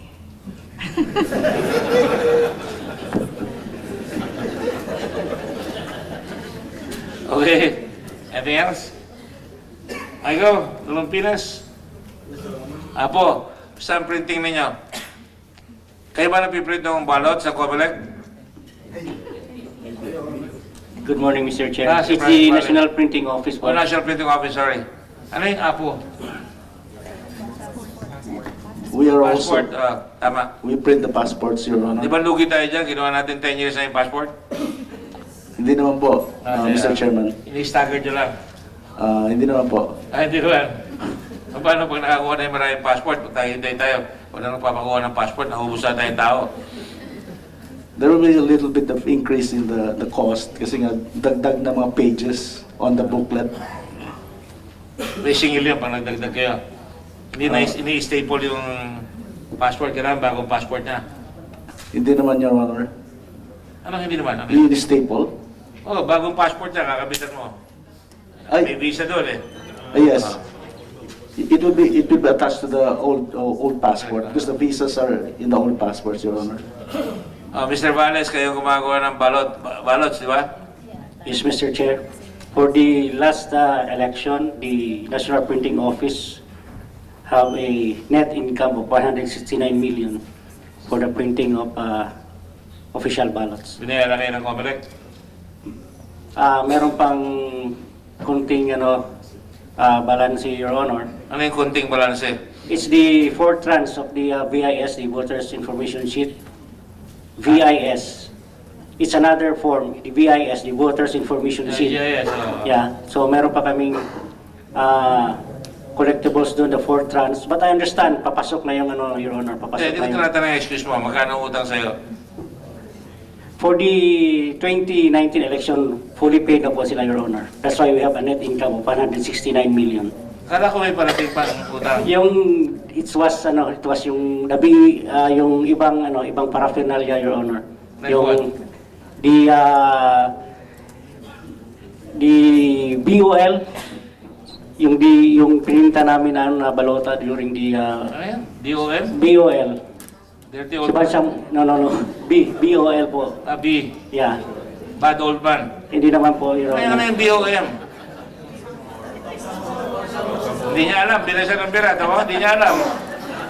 Nabato siya ng pneumonic device, hindi niya alam. O ano? Sorry, Your Honor. It's a Bangsamoro election, Your Honor. Paano naging Bangsamoro election? Organic law. Bangsamoro organic law. Kaya Yes, Your Honor. BOL. Yeah. Paano naging bomb kanina? BOM ka mo? Sorry po, Your Honor. Mali. Sige. Yan ang sinasabi ko eh.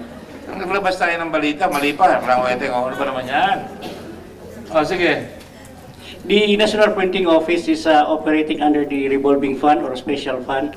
So, yun yung income po namin. So, kailangan kumita, sinasabi mo, lahat ito mga lugi. Yes, Your Honor. Sabi, wala na ako masasabi niyan, ha? Lahat kayo lugi, sila kumita. Based on the accomplishment that we have, Your Honor. That's why we were So, able... you're saying lugi lahat ang ginagawa ng PCOO? Hindi po, Your Honor. Exemption yung ako, Your Honor. Kumikita rin sila. Yung passport, kumikita rin. So, yung dalawa rito, yun ang kumikita. Kayo talaga, mga buitre kayo lahat, wala kayo ginagawa. That is the aim, really. There's no really... Well, you should really try to make money out of your stations. Di ba? Turuan mo sila. Pero magkano doon ang pumasok sa mga fake ballots? Wala namang ganun, Your Honor. Wala. May security code po yung mga pininta natin. Talaga? Yeah. Di ba mas lalong kikita kung meron talagang resibo yung balota? Dalawang balota ang gagawin. Pag bumoto ka, ako gumawa ng batas yan eh. Pag bumoto ka, dapat may resibo ka. Ito yung binoto mo. Di ba? Sasabihin nila, lalong dadami ang vote buying. Bakit? May nahuli na ba kayo na nagbo-vote buying? Wala kayong mahuhuli dahil binayaran siya eh. Wala naman kayong kapitibayan eh. Pero yung batas, pagka nakuha sa yung fake ballot, yung ballot, hindi fake, no? Yung resibo, automatic, mana prohibita. Kakasuhan kita ng vote buying. Hindi po ka para kumita ka pa. Hindi po kasama sa ano. Sana... Alam mo, hindi kasama, pero dapat kasama. Sana. Yes, Your Honor. Sana. Hopefully, next election, kasama na yung resibo para... Labi ka muna. Kaya na maglalabi dyan eh. So, yung mga resibo, accountable documents. Yes, Your Honor. The accountable form 51. Kumita kayo doon sa BIR? BIR is the stamps, it's the APO who's doing the cigarette stamps. Si Apo Michael. Yes, Your Honor. Yeah. O Apo Michael, kayo yung gumagawa ng BIR. May security code yun, di ba? Cigarette tax stamps, Your Honor. Kumita kayo. Opo, Your Honor. Ba't di mo sinasabi yung kinita mo, siya sinasabi niya? Ilang kinita mo? Hindi niyo po ako tinatanong, Your Honor. Para Gano'n, ha? Nagkalit nyo nga sa budget. Ano? Kumikita naman or we remit it. Kanina mo pa sinasabing kumikita, magkano kinita mo? Naka-Amerikana ka na eh. Kumita ka talaga. Kami isa kumita o wala, nakabarong lang o ikaw naka-Amerikana. We already remitted to the National Treasury about 114 million pesos, Your Honor. 114 million lang? Kasi when I assumed office, Your Honor, we were in the black. Ba't kayo ganon palagi when I assumed office? Kasi po, Dapat expected, lalaki talaga. Di ba? lugi po kasi nung pumasok po ako eh. Bakit lugi? I don't know, Your Honor. O dapat alamin mo. How can you learn na para hindi ka malulugi? Kaya ka kumita, naging attractive ngayon na kailangan may passport ang Pilipino. May propaganda kayo doon, di ba? Every Filipino should have a passport. Di ba? That is correct. Wala kayong Mr. Chairman. propaganda gano'n. Ako lang nagsabi noon. Wala kayong propaganda. Bola ka, loko to ha. Dapat yun, every Filipino should have a passport. Pag pinanganak ka sa Amerika, may passport kahit na bata ka pa. Di ba? Palay mo, magbibiyahe ka, tumama ka sa loto, pinopromote ng Channel 4 yun. May passport ka na. Dapat may passport lahat ang Pilipino. Di ba? That is correct, Your Honor. Dahil importante yun kung kailangan padala sa opera sa ibang bansa, yung bata, bigla nakakuha ng trabaho kasama ang pamilya, may passport. Pag nagmamadali ka na, pag nagpunta ka, buti hindi na nangyayari ito nung araw eh. Malabo itong papel mo, kailangan pampalinaw para mabilis. Right? There should be a campaign. Every Filipino should have a passport. And by the way, your national ID, kayo ba mag-i-imprenta na? Nasa Central Bank kayo ng ano, Your Honor. It's the PSA ang ano nun, ang Central Bank ang magpapa-imprenta. according to the PSA, Your Honor. PSA ang lead agency with regards to the producing the national ID, and they are commissioning the Central Bank para sa... Parang tiwala sa inyo. Hindi, nasa batas yun. Hindi ko nagkakamali, nasa batas yun, Central Bank. Okay, anything else?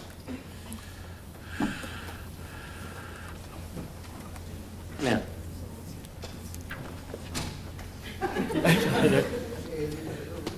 Pakikuha mo nga yung telephone number ni Martin Andanal. Maghihintay ko sa labas kasama yung baby.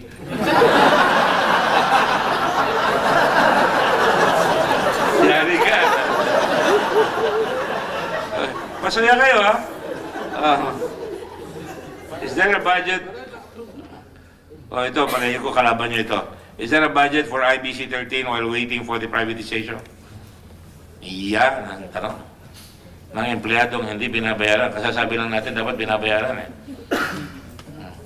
Kat, ano? Sir, you already requested 78 million while it is awaiting for privatization. Ilan ang tao doon?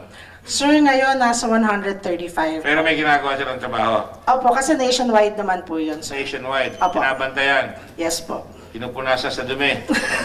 Sir, lahat po na pwedeng pagawa mo, pwede niyang gawin para. Hindi, you better list that down. Yes, sir. Because baka sakali maawa sa inyo yung mga senador, mabigyan ng budget. Actually, You cannot operate a government without Sir, that. Otherwise, you lay Yes. them off.